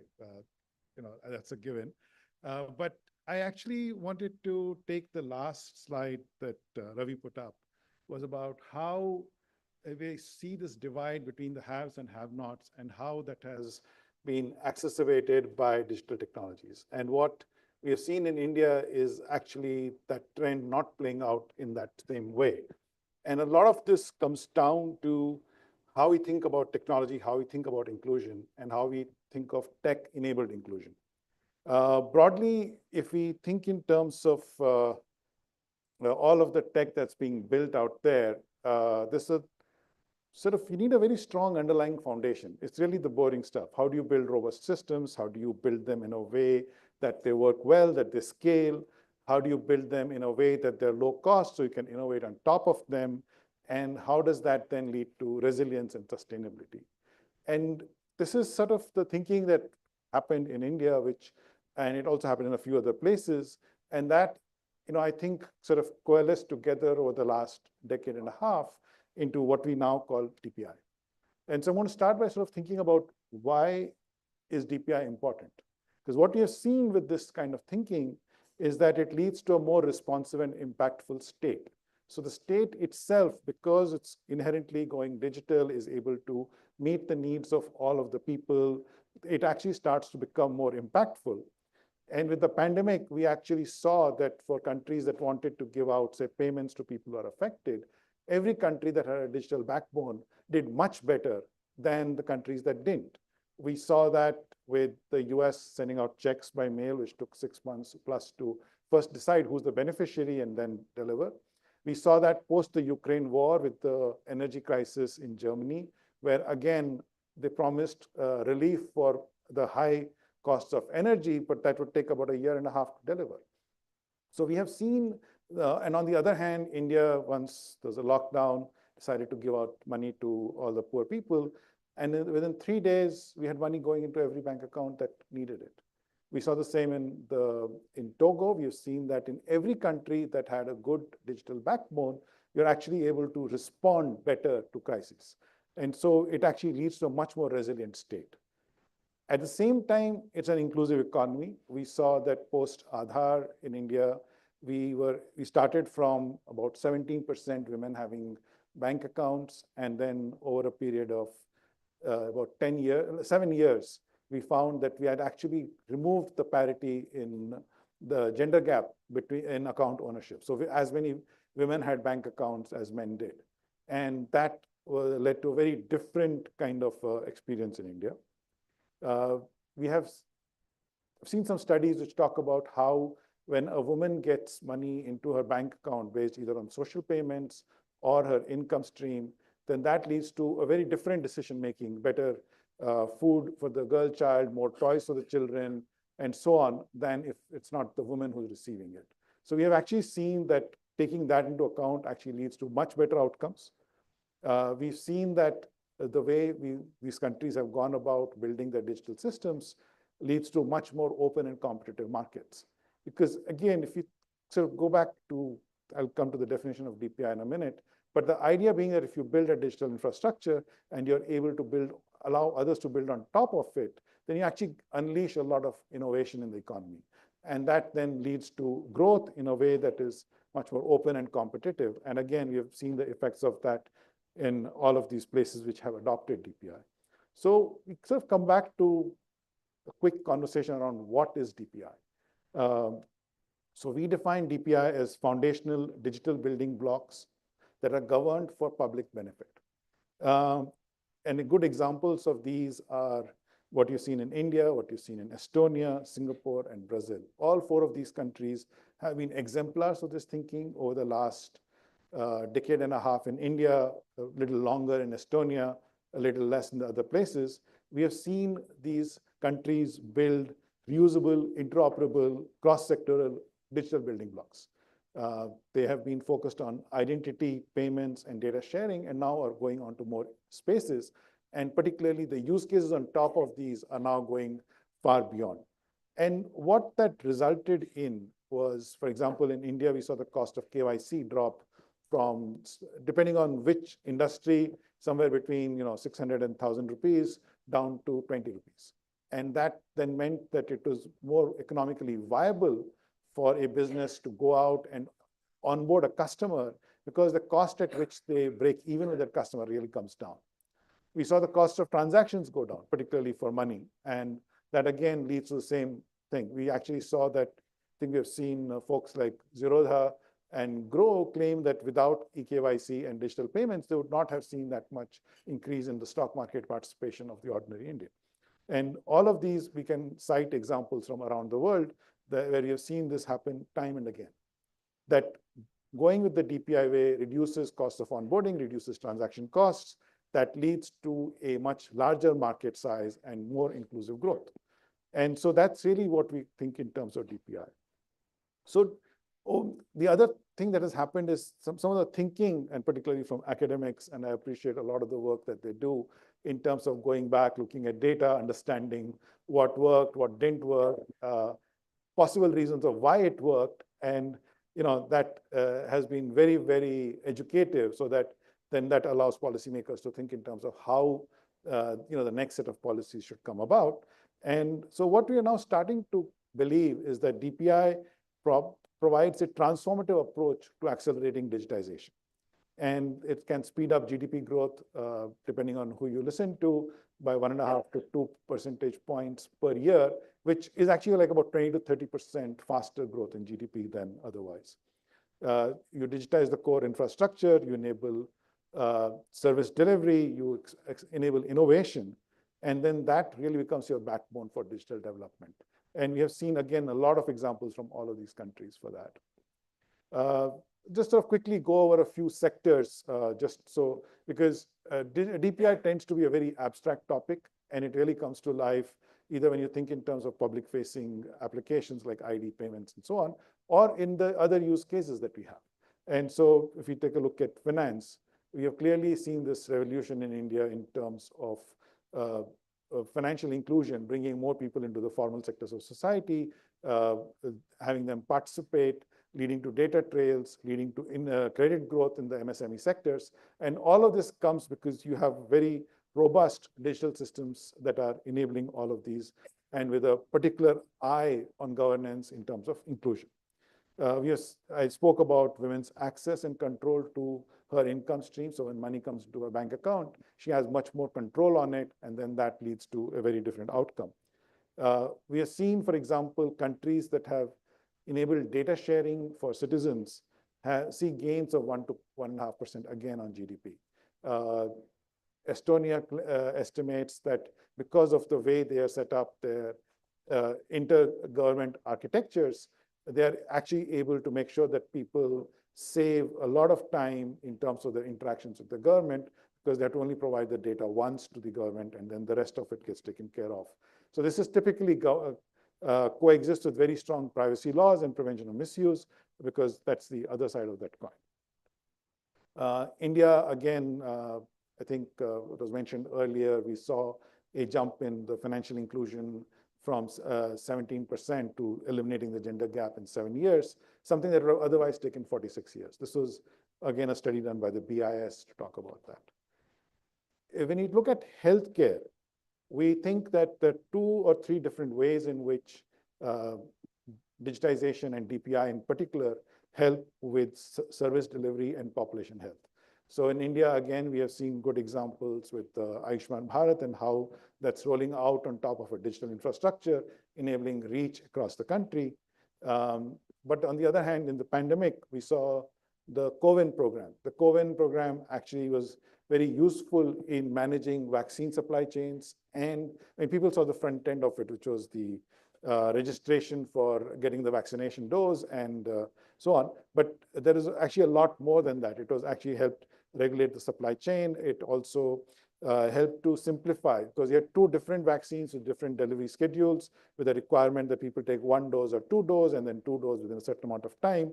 And there's no mixing of doses because there's no scientific evidence of what that would do. How much time do I have? Okay. And so, having a digital backbone that was solid and worked actually enabled us to get 2 billion doses in a year's time in people's arms, something which was not possible in many parts of the world. And we have seen this happen with polio campaigns in the Ivory Coast, where because we had a digitized backbone, we're actually able to pay the vaccinators digitally within a week of their doing the work. In many of these places, it takes months for them to actually get paid. And because they're able to get paid faster, they're more motivated. They actually showed a preference for digital payments, which then actually improved the vaccination campaign in Ivory Coast and made it much more effective. We see it in agriculture as well, where DPI provides access to credit, better climate resilient technologies, and farmer advisory services. This typically takes the form of farmer registries, soil registries, climate data, all of which becomes an underlying DPI on which we can actually enable these services. Right now, it's a lot of it being done through the government, but eventually we think that private sector will have a role to play. So there's an example in India where the AgriStack has led to increasing incomes for farmers by about $30 per farmer because there's an increased rice yield by about 8.5 to 10%. And all of this at a cost of 18 cents per farmer per year. And this again comes because you're able to build resilient tech, which has very good unit economics. So, as we think about this trend around the world, DPI is completely about building the foundations. It is the underlying foundation on which you can build society. And there's a right opportunity now to think about how all of these have worked and to take it around to the entire world. And in this effort, we believe that India has, through the G20, spread this message and has enabled that and said that that India will help countries on this journey. And there are other people who are also sort of looking at all of these trends and saying, this is how we are going to help change the face of inclusion and change the way society works. From the Gates Foundation perspective, we are investing in many of these efforts as well. We have supported MOSIP, which is an ID program. We supported Mojaloop. We supported countries with their digitization process. We have supported a healthcare management program called Digit. And so we are trying to take the best practices from countries and share them across with other countries so that people are able to benefit from this. We believe that countries can fast-track digital transformation, build more inclusive economies, and future-proof their digital ecosystem. And so this is really the time for us to do it. And thank you.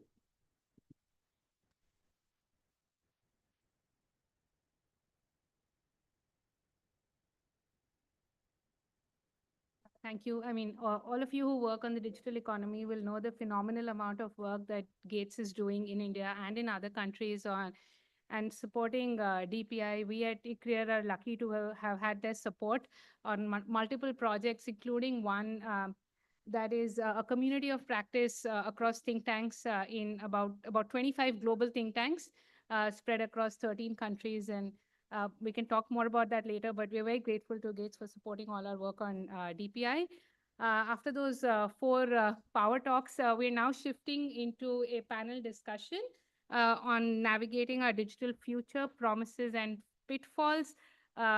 Excellent speakers coming from their vantage points, going to talk about what they think about the future of the global digital economy, India's digital economy. It's my pleasure to invite the moderator, chair of the session, Mr. R. Chandrasekhar. So please come on stage. Mr. Neeraj Mittal, Secretary, Department of Telecom. Thank you for joining, sir. Yes, while the team sets it up. Payal ma'am from ICRIER. We have two panelists joining us online.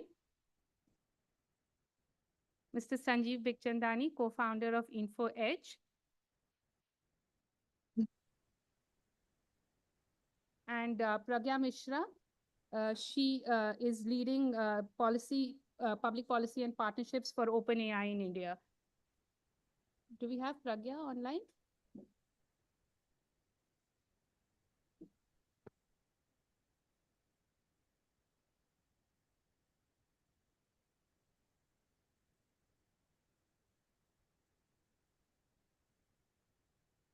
Why not? Yes, so yeah, that's. So we wanted Carl Frey from Oxford. He was supposed to join us, but he's unfortunately unwell, and he was going to provide some insights on digitalization and labor markets. But we have Boss substituting, and he's going to talk about labor markets. But did we get Pragya? More importantly, I've got her. Yeah, but you can. Okay. Well, good afternoon, everyone. This is a difficult session because we are just edging towards lunch. But I've been assured by the organizers that lunch is not going to be served till this session is over. Since the presentation of the side report, we've been hearing a lot about the benefits of the digital economy and the potential of the digital economy, with, of course, a lot of talk about AI as well, and some of the pitfalls as well. So in this panel session, we are going to try to look at both and see how it stacks up for India. And half my friends are all, gaga about digitalization and AI and what it can do. And half my friends are complete skeptics and even naysayers.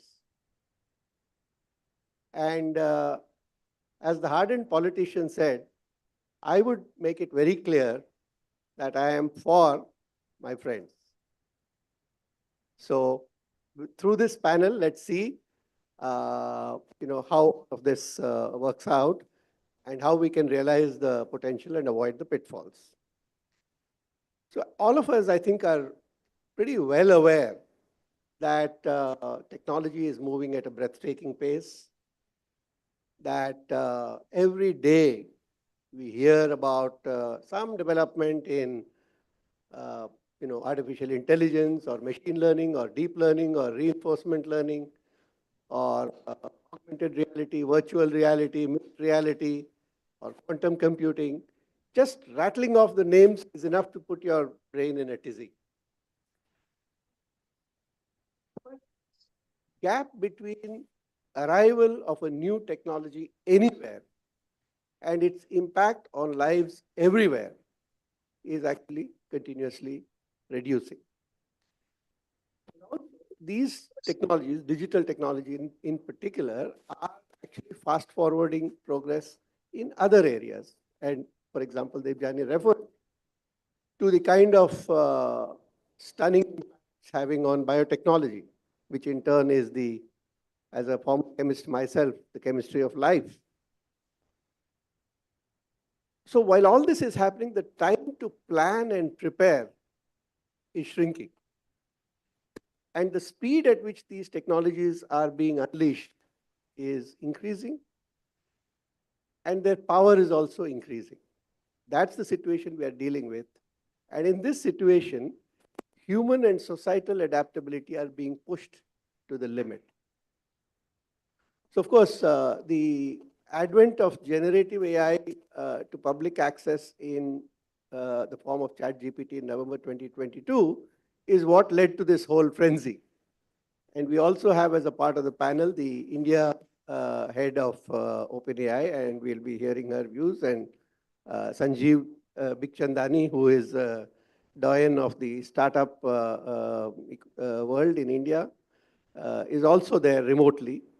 And we have Payal Malik, who has long experience with the regulator, the Competition Commission of India, and the Secretary Telecom, Mr. Neeraj Mittal, and Deepak Mishra, who is very kindly standing in for Mr. Carl Frey, and I think his thoughts would be equally insightful. So as we talk about what AI is doing to the whole world, I think what we find is that the global discourse, and as I said, it's a pretty frenzied discourse, ranges between two extremes. On one side, you have a very dystopian, apocalyptic view of what the future holds for humanity. And on the other side, you have a very, very optimistic, utopian view of how this is actually going to transform the world. But one thing is clear, that disruption and transformation are inevitable and at jet speed. But another thing which is clear, and I think Ravi had referred to that in his presentation, is that the seismic impact of these developments are not going to be uniform across the world. And the benefits will be unevenly spread, and so will some of the risks. So today we'll discuss in this panel what the digital future holds for India, from an India perspective. Are we headed for digital nirvana, where everybody has access to jobs, economic opportunities, personalized healthcare, personalized education, and so on?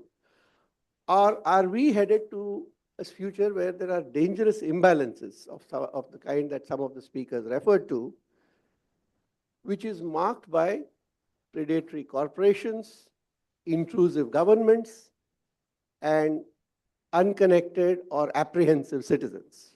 That's also one kind of future. So where exactly between these two extremes? These are two extremes, but where exactly in between these two extremes are we headed, or are we likely to end up with? But more importantly, what do we need to do today to influence that? So we have a wonderful panel here that brings a stunning array of knowledge and experience from very different perspectives. So you'll get the full flavor. And what we do today will decide our tomorrow. So we need to consider all these choices and imperatives, which we will hear from the panelists. By nature and by experience, I am an irrepressible optimist, but I don't have a vote on this panel, much less a casting vote. So let's hear it from the amazing panelists that we have here as they walk us through the possibilities and the pitfalls and what we need to do. We have much ground to cover, very little time, and with lunch beckoning. So what I propose to do to cover this huge amount of ground in a very short period is to ask each of the panelists a couple of pointed questions in round robin style and to elicit their views, say in about 3 minutes if possible, and then leave a minute or two for the other panelists also to respond so that we get a holistic perspective of these points made. And they can add their comments. So this will take about maybe 45 minutes. And then I hope that we will have another 10, 15 minutes left for any Q&A from the floor.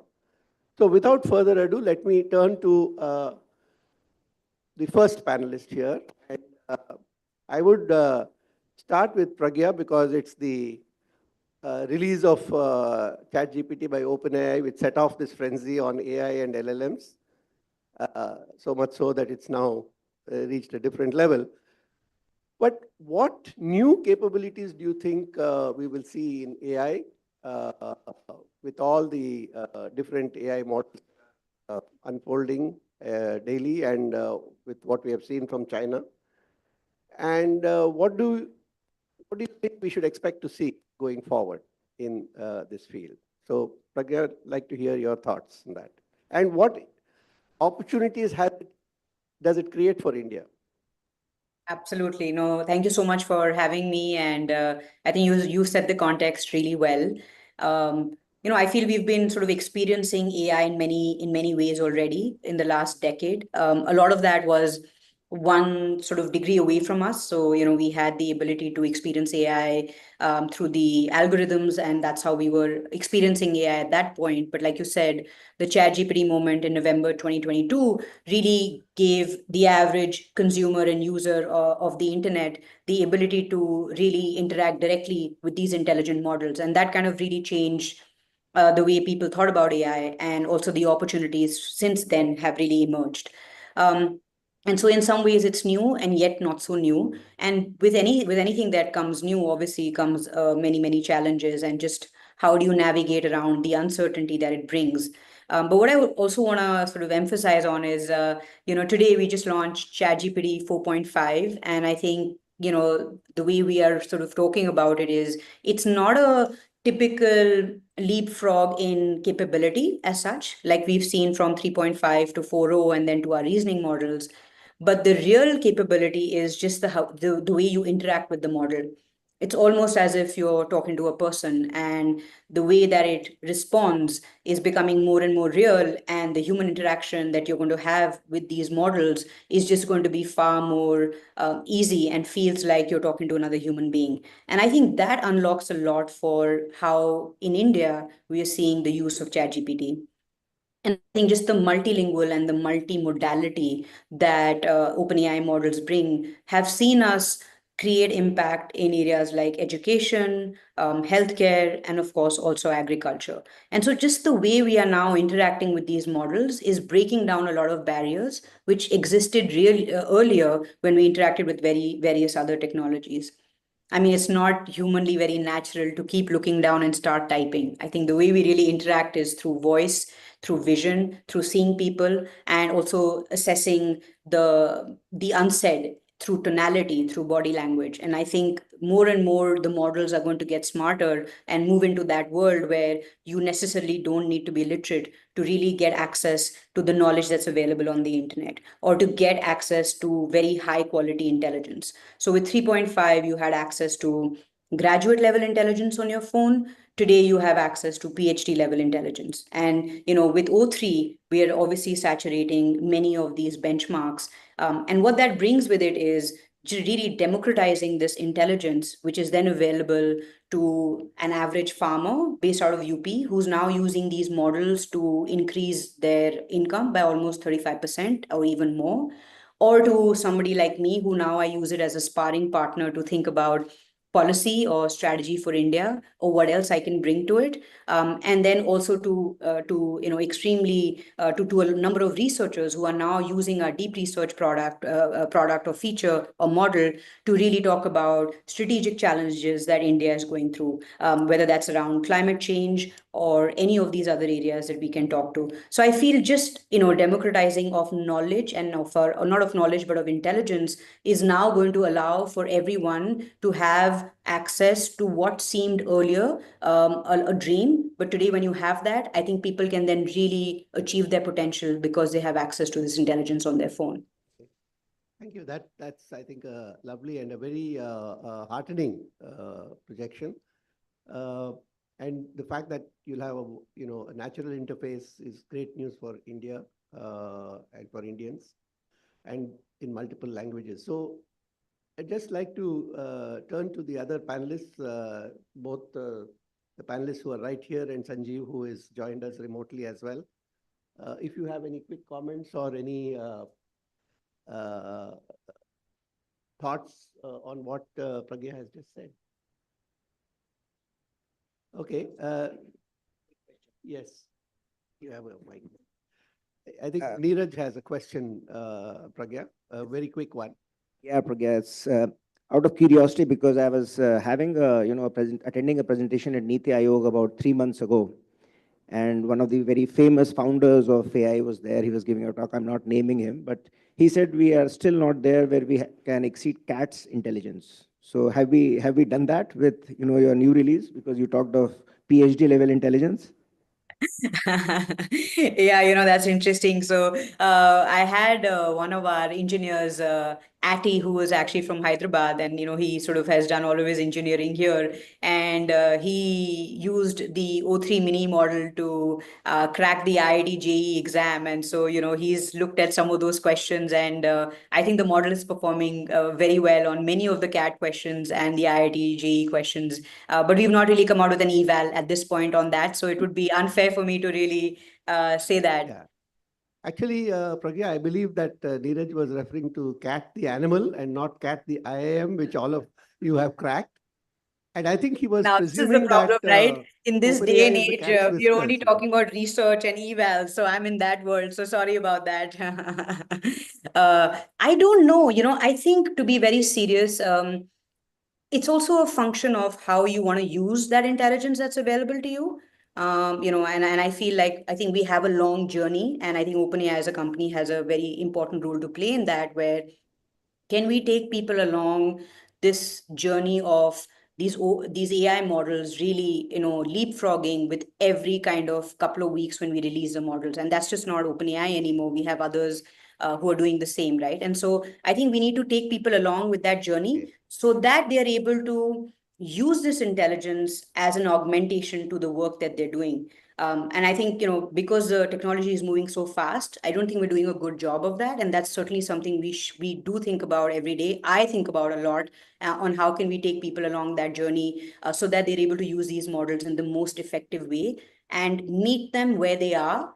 And not sort of in the other way. So I think we're really trying to do that work, but because it's only about 2 years, 2.5 years, I think we have a lot to learn and would love to work with you. And if you have any ideas, always, very happy to hear and see how we can engage. Okay, thanks. So the adaptation challenges lie ahead. Let me turn to Sanjeev. Sanjeev, thanks for joining us, and hope you recover well quickly from your unfortunate fracture.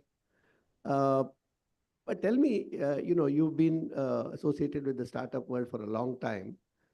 The AI application in India is still at a very early stage. Do you think that the needs of businesses in India, that is as the customers of the startups, and the service needs of citizens who are also the B2C part of the B2C ecosystem, that they are no different from anywhere else in the world, or that they are in some way different, or that we can create or use just globally prevalent platforms? I think and if I can take the liberty of just adding a little more to that question, what do you see as the role of large companies and VCs in this game? And we've heard a lot about the DPIs. And do you think that DPIs like UPI and ONDC are or can be a big factor in enabling proliferation of startups in this area. So it would be great to hear your thoughts. Oh, so, we look at about maybe 1,000 startups a quarter. We invest in 3 or 4 every quarter. And if you'd asked me a year back, people would ask me what's going to happen with AI in India. I'd say we are in wait and watch mode. Let's see. But things have evolved so rapidly. It's really moving fast that right now, I mean, almost every startup we meet has got an element of AI in it. I think big companies are looking at it and doing it. At Naukri itself, we have launched over the last, we've got a 100-member team working on AI models. This has been built up over the last 3-4 years. And in the last 1.5 years or so, we have launched 22 new products or features in Naukri to make Naukri work better using AI, right? So it's moving really fast. Now, obviously, there's your product improves, there's an upside to it. There's also, a bit of a downside to it. So one of the services we offer our job seekers is that we can, should you require it, should you seek it, we can assist you in writing your resume. Now, this is a human interface service.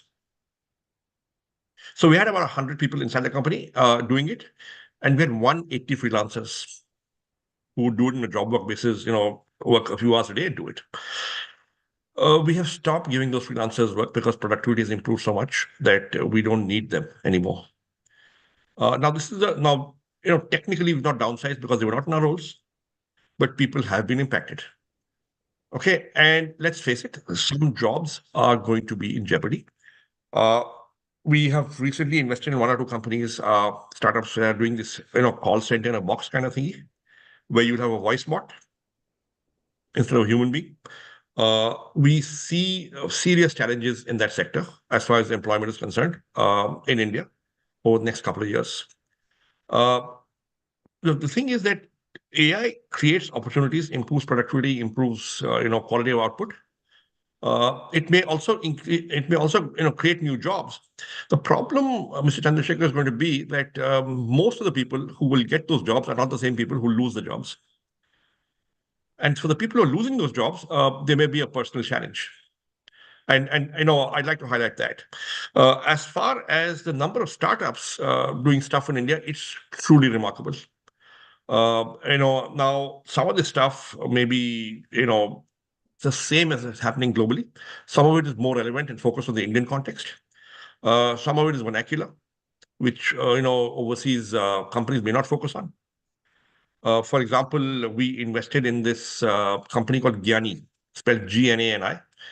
Now, that company assists banks and financial institutions and finance companies, NBFCs, to, number 1, collect outstanding loans. Number 2, sell outstanding loans. So collections and selling.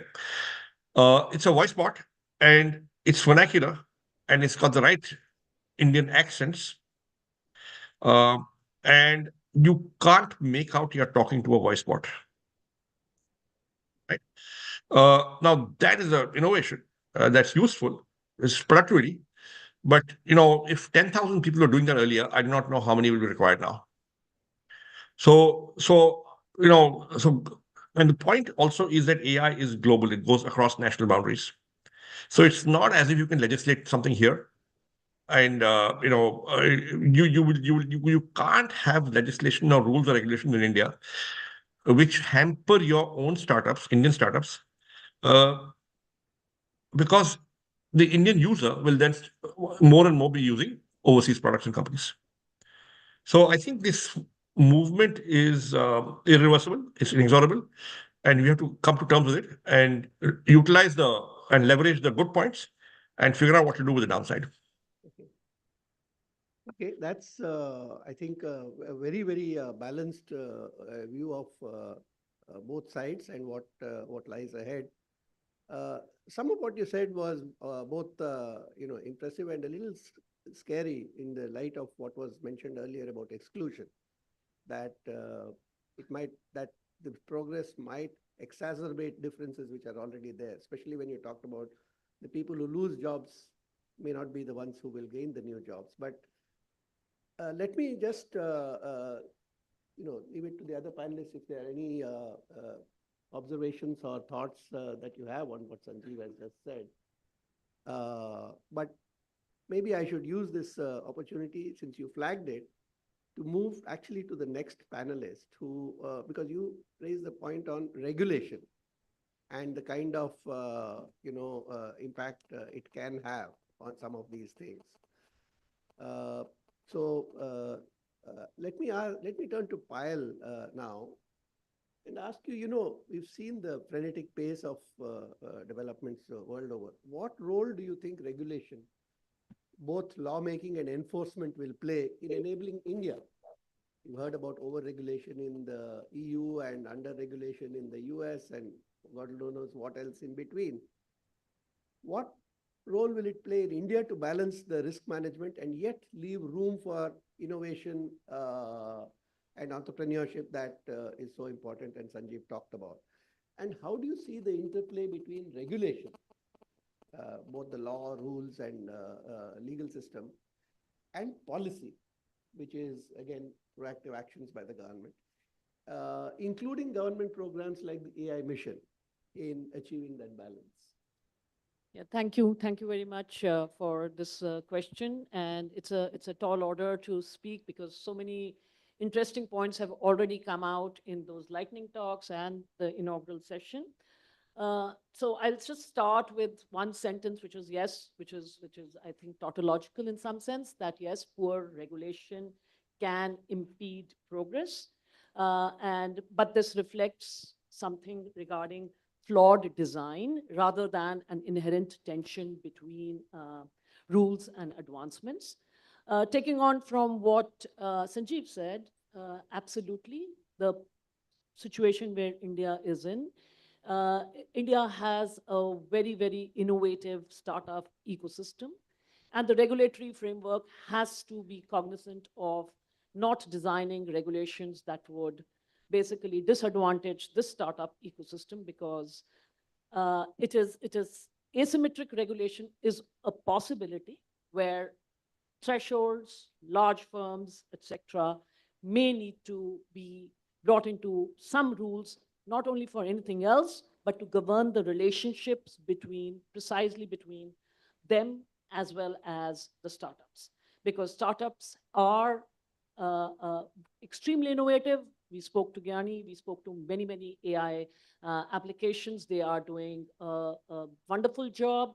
But the essence we were getting in our research and in our discussion in our AI market study was that when it comes to their relationship with big corporations, they may need some hand-holding from the government.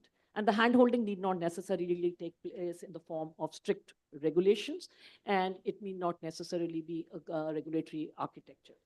Having said that, as I said, now we need not talk about, we have talked a lot about responsible AI. I think time has come, we should talk about responsible regulation.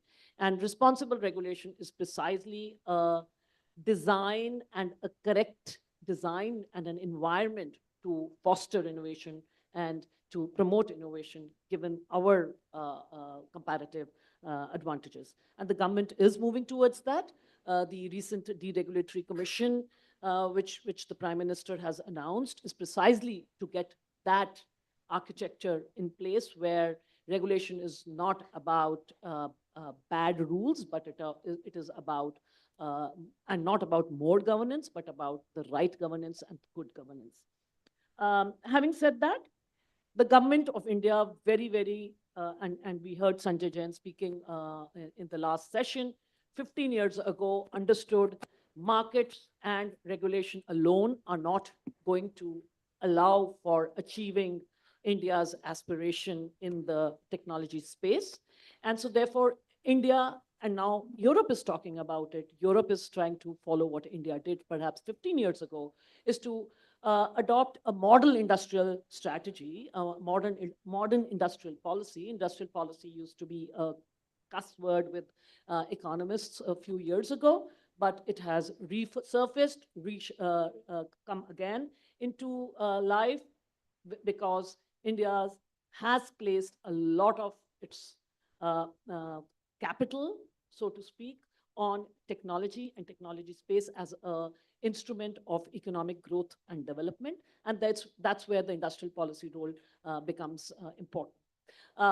So just the so DPI, for instance, by the way, let us not forget, DPI is an industrial policy response to bring in competition by design in the provision of digital public infrastructure, such that the platformization of technology does not remain in the few hands of few companies.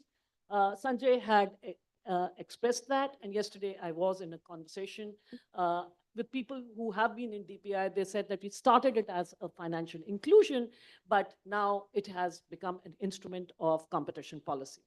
So that said, going forward, and the India AI mission, we know a lot is being done. So I think India, in fact, I would say, had a vision, and a vision was not regulation alone, but regulation plus to be complemented, because regulation and good regulation and nimble regulation is an arduous task. We are struggling to get the right sets of technology regulation in place. A lot of consultations are going on, but government has been slow, and I think rightfully so, because it is better to be correct rather than rush and be wrong. The industrial policy in the India AI mission is creating or promoting open data sets for our startups, again, to enable our startups, academics, etc., to build on these open data sets and bring in more applications and improve our H score, that is our hardness score, as mentioned in the side report. And one or two more points. This model industrial strategy in the form beginning with the DPI and other government programs will now have to move into areas such as the constraining factors in technology growth, such as cloud computing, GPUs. Having said, and I'm allowed to use that word once, and government is doing a lot by procuring GPUs, getting into public-private partnerships, providing subsidies. Again, subsidies was a bad word, but subsidies is back on the front. And what is this for? This is for democratizing technology, competition, resilience, and reducing dependencies in the various AI and other technology supply chains.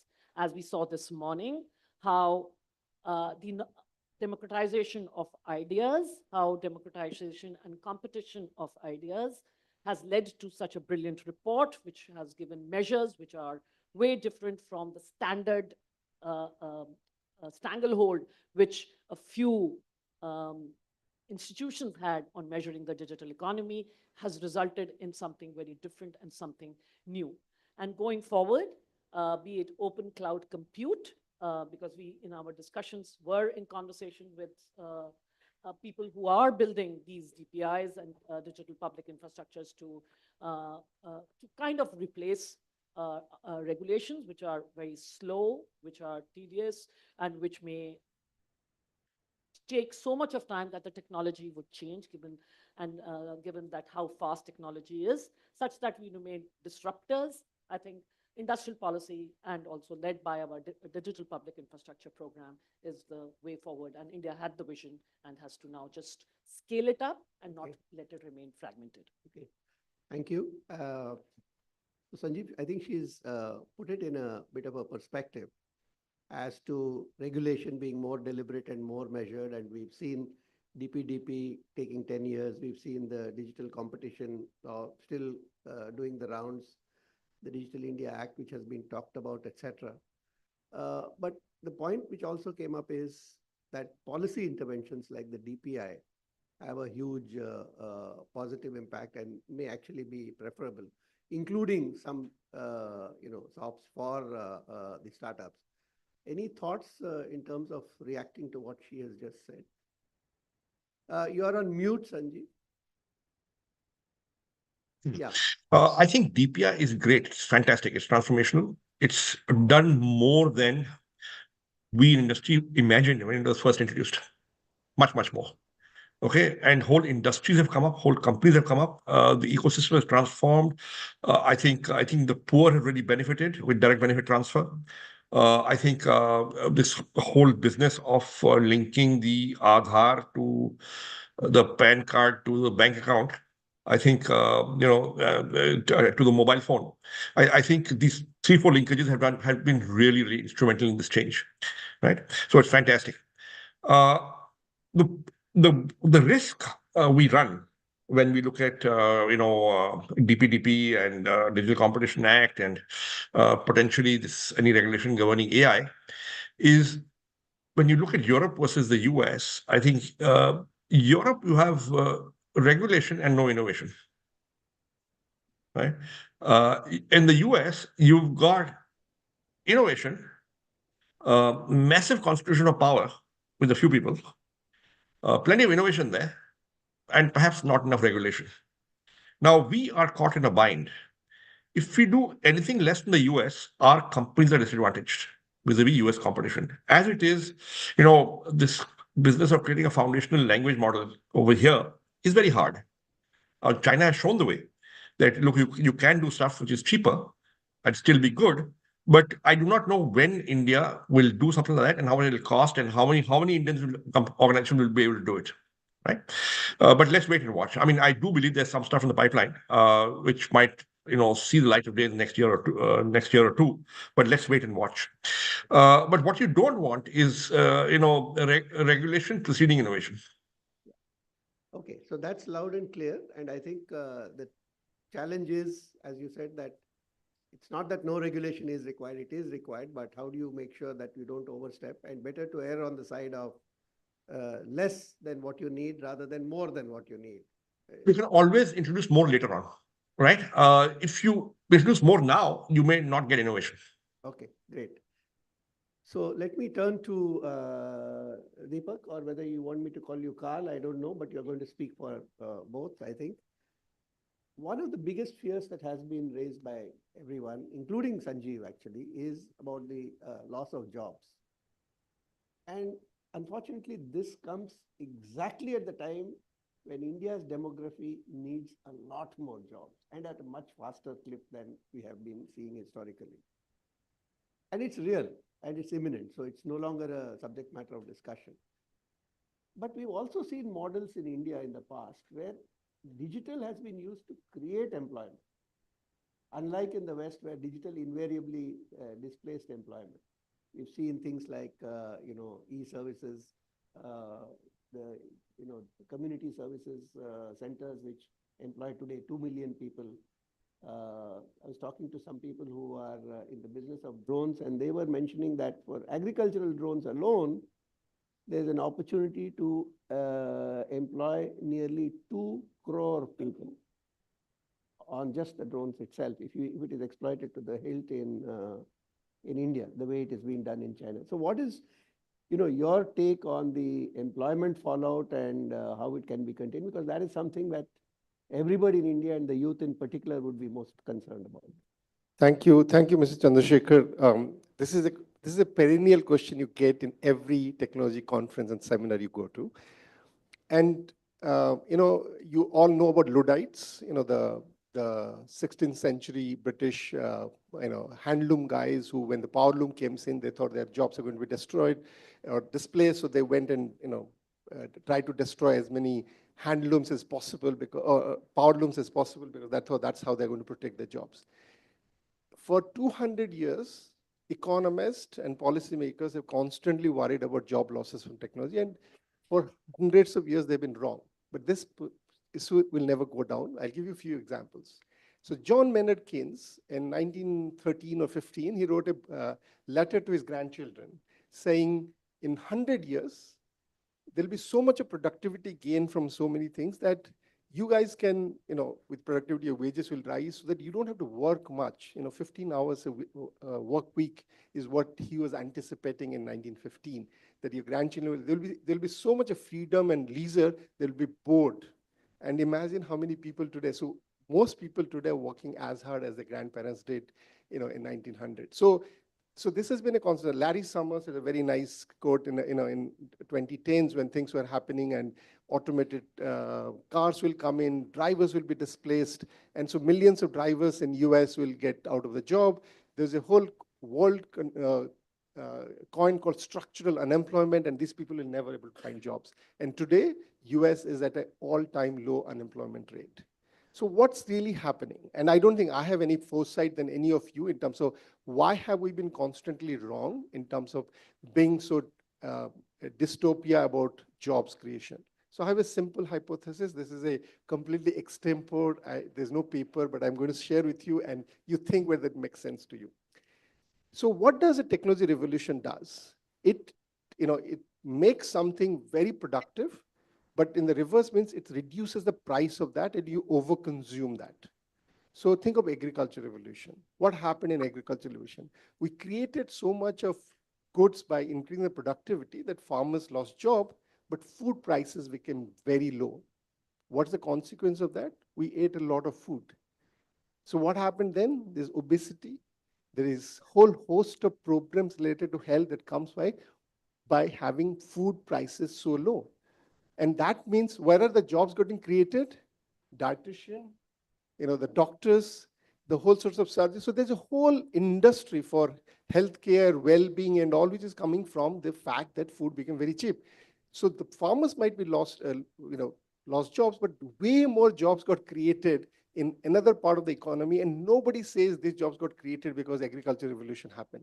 That's what happened in many industries. So it's almost the inability for us to imagine a world after 20, 30 years that we just get worried about productivity in the sector. So there is, in my view, there's very little reason to worry in the long term. But yes, as Sanjeev said, the people who will lose jobs are not the people who will get jobs. So you got to equip your labor force with the digital skills and the 21st century skills to make them compete, and you have to compete with the rest of the world. So certainly there will be a lot of short-term losses. Initially, we're going to lose a lot of jobs in the places where AI will be intensively used to save on labor and wages. But ultimately, that's going to create jobs somewhere else, some part of the economy, and for 200 years that has happened. So my friend, I don't think there should be this dystopia view that technology is going to take away jobs if you believe in 200 years of mankind's creativity. Yeah, thank you. I think one of the reasons why that fear is more here is that machines took away hard physical labor and computers took away drudgery in mental labor, and AI is going to take away mental labor altogether. So what is left for people? I think maybe it's empathy or something else, but I would worry if the jobs that are Mr. getting created Chandrasekhar, may I interject? May I interject here? Yeah. Sanjeev is interested. Yes, Sanjeev. Yeah, no, I have a WhatsApp you and Deepak a photo just now. I do not know if you can project it. Okay, it's a street of New York in 1900, 1913. Taken 13 years apart. In the left-hand photo, it's full of horse-drawn carriages. Right-hand photo, it is full of automobiles. Same street. Yeah. Okay. Now, the point is, sometimes technology moves slowly to transform stuff. Sometimes it moves very rapidly. The AI thing is moving very, very rapidly, much faster than you can imagine. And the problem with a macro analysis is that it conceals lots of pain points in the micro. So on an aggregate, your employment may be up, but there will be a number of people who've been negatively impacted, and whether or not they're able to adapt remains to be seen. So I would give a word of caution. The macro may look good in 20 years, but will it conceal a lot of pain points in the micro? And if there are enough pain points in the micro, will it be disruptive then socially? Yeah. Is the question. Okay. Pragya, you wanted to say something?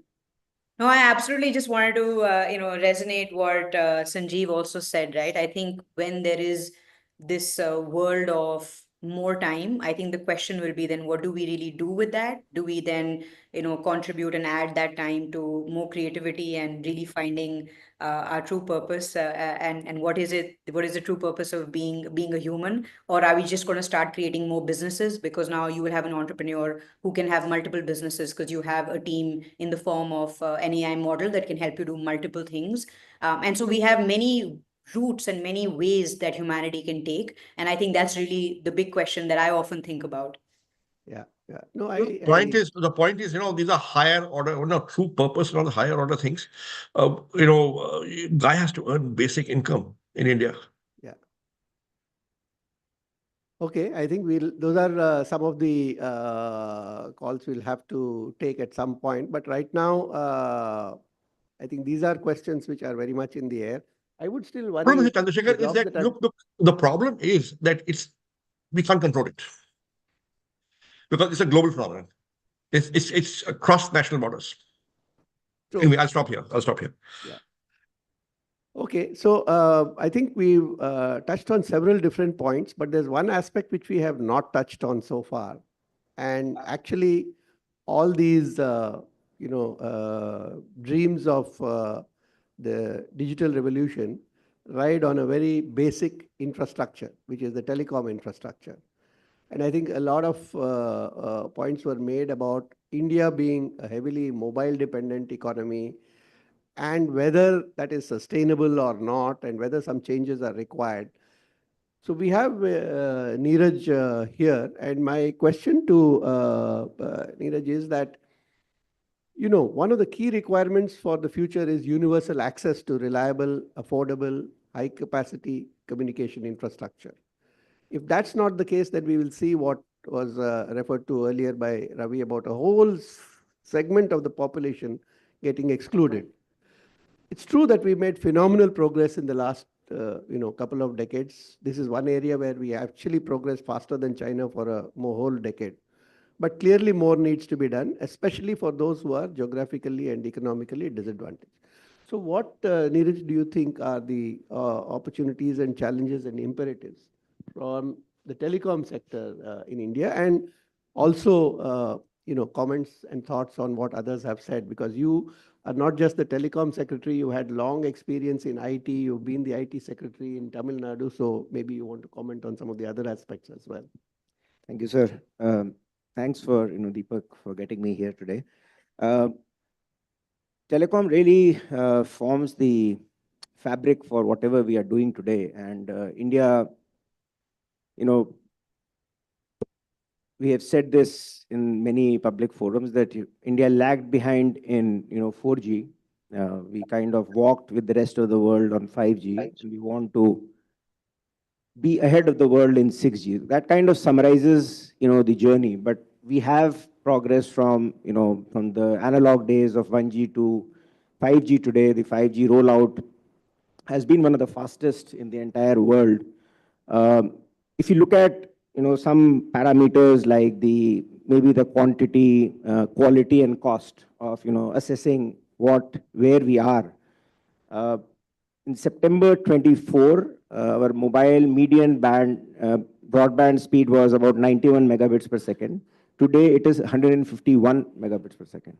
So between September and we are maybe 6 months into it has already increased. We have gained another 5 points in the Ookla Broadband Index. Look at the amount of data which people are consuming. It's roughly about 21 gigabits per month, which is again, I think we have crossed China in this and become the topmost country in terms of data consumption. If you look at the price, we are at 8 cents per gigabyte, which is, US is roughly $2.50 per gigabyte, which is the lowest. So you have excellent quality. You've got extremely high. Maybe I don't know how do you fit this into economic graph, but because it's kind of contradictions, a lot of them. But that summarizes the state of telecom infrastructure today. The government has been very, very proactive with a lot of auctions to increase the capacity to provide bandwidth, to give the adequate technical resources for the mobile operators to be able to roll out the networks. It has also actually encouraged a lot of domestic production. The PLI scheme of telecom is by far maybe the most successful amongst all PLI schemes. We had about 12,000 crores of allocation for the 5 years. The revenue from the production from that scheme has already crossed 42,000 crores. So that's a 4x kind of ratio. But it's been the focus of the government has been to essentially focus on how do you make India self-reliant on these technologies because they are critical to our growth. One of the things which you may not know because we haven't actually publicly launched it is that BSNL, TCS, C-DOT. I mean, my first job was at the C-DOT. I was a research engineer after IIT Kanpur in C-DOT, and it's, it's like a full circle comeback. But we were able to, develop the 5th country to develop its own 4G stack. Many other countries tried and failed. I think the government took a large calculated gamble 3 years ago to put in a lot of money to develop this technology. So we are now also developing 5G. We have about 80% of the network rolled out as we speak across the country for BSNL on 4G. And then it will, of course, it's 5G enabled as well. The journey to where we want to go in terms of AI, in terms of applications, in terms of consuming more and more video, the nature of consumption of data has changed massively over the years, maybe the last 10 decades. We have seen generations. I mean, my generation, SMS got birth and died in one single generation. And there are so many other examples are there. Most of the people are consuming entertainment data in the country at this point.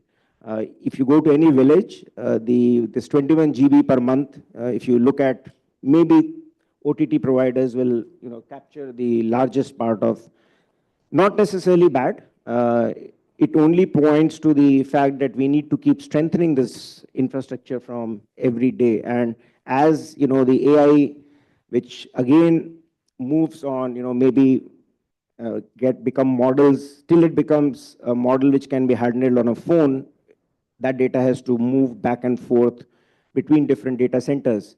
So the government is really keen to put infrastructure in place. There are a lot of opportunities.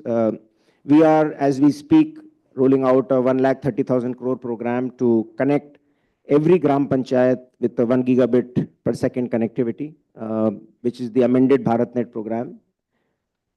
You would have been there in the earlier versions of this, but this time it is a 10-year capex plus opex. So that is a great opportunity for the rural India to participate in this revolution and in this economic growth which will follow. Another development which is going to happen in terms of opportunities is the advent of LEO MEOs and to provide connectivity to far-fetched areas which are hitherto not connected very reliably and in situations like disasters, etc. We are going to have a lot of innovation and opportunities will happen in maybe O-RAN related. So the telecom network is typically bundled and O-RAN is kind of unbundling different parts of the system so that you can use a plug and play, which allows many more players to come in and provide their networks. And India being a software, I use the word software defined nation. I mean, there's a technical term called software defined networks. India's strength lies a lot in software, and that helps us in actually getting that opportunity for our startups. The government is spending a lot of money also on that and providing startups. We have a lot of startups who have grown 4x to 5x in the last 5 years, started to export products to countries like Europe and US. And that is the testament of our strength of telecom startups in the country. In terms of challenges, I think we are going to see a lot of pressure on spectrum. As the data flow increases, we are going to see, we have to find new spectrum for the mobile usage and technologies and broadband. A lot of capex is going to be required as we move from 5G to 6G, and that's where using 5G and providing them returns, because the use cases of 5G, we haven't really actually utilized anywhere in the country. Well, maybe also not in the rest of the world, but we have spent a lot of money. So we have only seen the higher speed from 4G to 5G, but not the rest of the advantages. Another thing which we I think are going to face challenge is the affordability of devices. We all take, smartphones for granted, but there are a huge part of, our population which has, non-smartphone devices. So these are the challenges which government is looking into, and, we're trying to work on all of them. So one repeated question which came up was that whether India's digital dreams can ride almost exclusively on the mobile phone as it is doing currently, or little more moderation towards more of fixed line is necessary or not? What do you see So from the when I mentioned the challenge of spectrum, we need to have some kind of a, fixed line networks come, and that is where the Digital BharatNet comes in, that we need to offload the data from Wi-Fi and mobile broadband onto fixed networks. Okay, okay.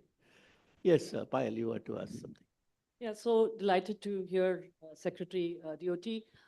So regarding me, people say you can take me out of the government, but not the government out of me. So I have some questions which I think, and that's coming from my previous intervention about industrial policy.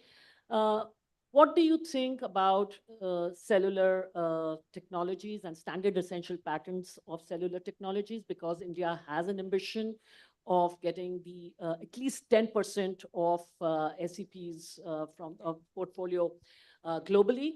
What should be the policy levers? And when I, again, coming from a competition background, talking about bargaining power imbalances, talking about creating a level playing field, what should India do such that this bargaining power imbalances at the standard setting organizations is addressed, and for India to be, in fact, a creator of technology and not just a borrower or a user of technology? And one more question, again, in terms of, which lie in your domain, sir, more in terms of level playing fields, is the relationship, because we are mobile first, and India is the country which really digitized on the back of mobile infrastructure, and strengthening this infrastructure is a continuous priority. What do you think should be, and how to govern the relationship between the OTTs and the infrastructure providers? Should there be some kind of a fair cost, fair share regulation, or not only regulation, fair cost sharing between the OTTs and the I think that's a very complex and a compound question. So I'm reminded. One of the two. I'm reminded by the organizers that we are already at the end of the schedule. So maybe that question can be answered over lunch. And, people who are interested will actually probably, listen in on that conversation. No, this is actually putting pressure on him to stay for the lunch, in case you didn't recognize it. So, so I think this would be answered over lunch, but I'm sorry that with the time overrun, we really don't have time for questions from the floor. So this panelists will be here, except for those who have joined us remotely.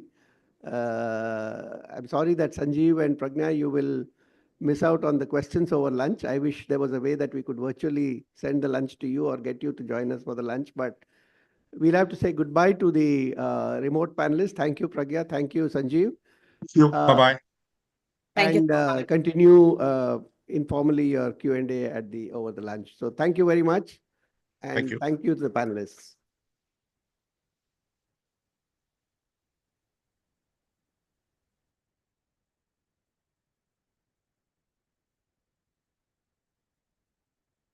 We apologize that none of the sessions offered any time for Q&A, but it wasn't intended. I think we just wanted to pack a lot in half a day. But almost everyone will be available for lunch. So whoever you want to speak with, or if you have any questions, also on the report, we are very happy to engage. And on the report, especially, the authors are all here. The whole team is here. But even later, please feel free to write to us, and we'll be very happy to chat. But now to my favorite part of the conference, which is to say thank you to so many people. Let me actually start by saying thank you to Prosus, Sairaj, David. Thank you for making the time to actually attend this conference. Really delighted to have you here. For 3 years of freedom to do research on several topics that we wanted to work on, but they provided us the support, the freedom, the time, and they let us do what we wanted to do. And I'm sure everyone in the team will agree to that. So we hope for a longer continued partnership with Process on this.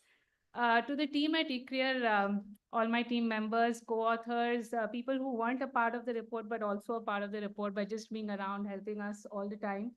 The admin team, Rajkumar, Neha, Rajesh ji, Reddy ji, Ria, so many of them. I'm sorry if I'm forgetting any names, but thank you very much for always being there. To our comms team, we now have a comms team which we are all very proud of. Lubhanshi, Anvi, Sahil, Ridhima, they've all really put in a lot of effort. And I hope to people who attended the previous conferences, it's showing. Because we did try a lot to make it much more available on social media, to talk to a lot more people about it. It's much more personalized. So I hope you had a good experience. And also, how can I forget our advisory panel members? They have been phenomenal. They've been engaging, very encouraging. Ravi joined the panel this year, so thank you very much. They always make the time to, meet us semi-annually, either virtually, and then to travel to Delhi every year for this. So thank you very much. And also for participating and doing all the wonderful talks. To all the speakers for staying back and for participating in the conference today. And finally, to the wonderful audience, thank you for coming, listening, engaging. It's been very meaningful. So thank you very much.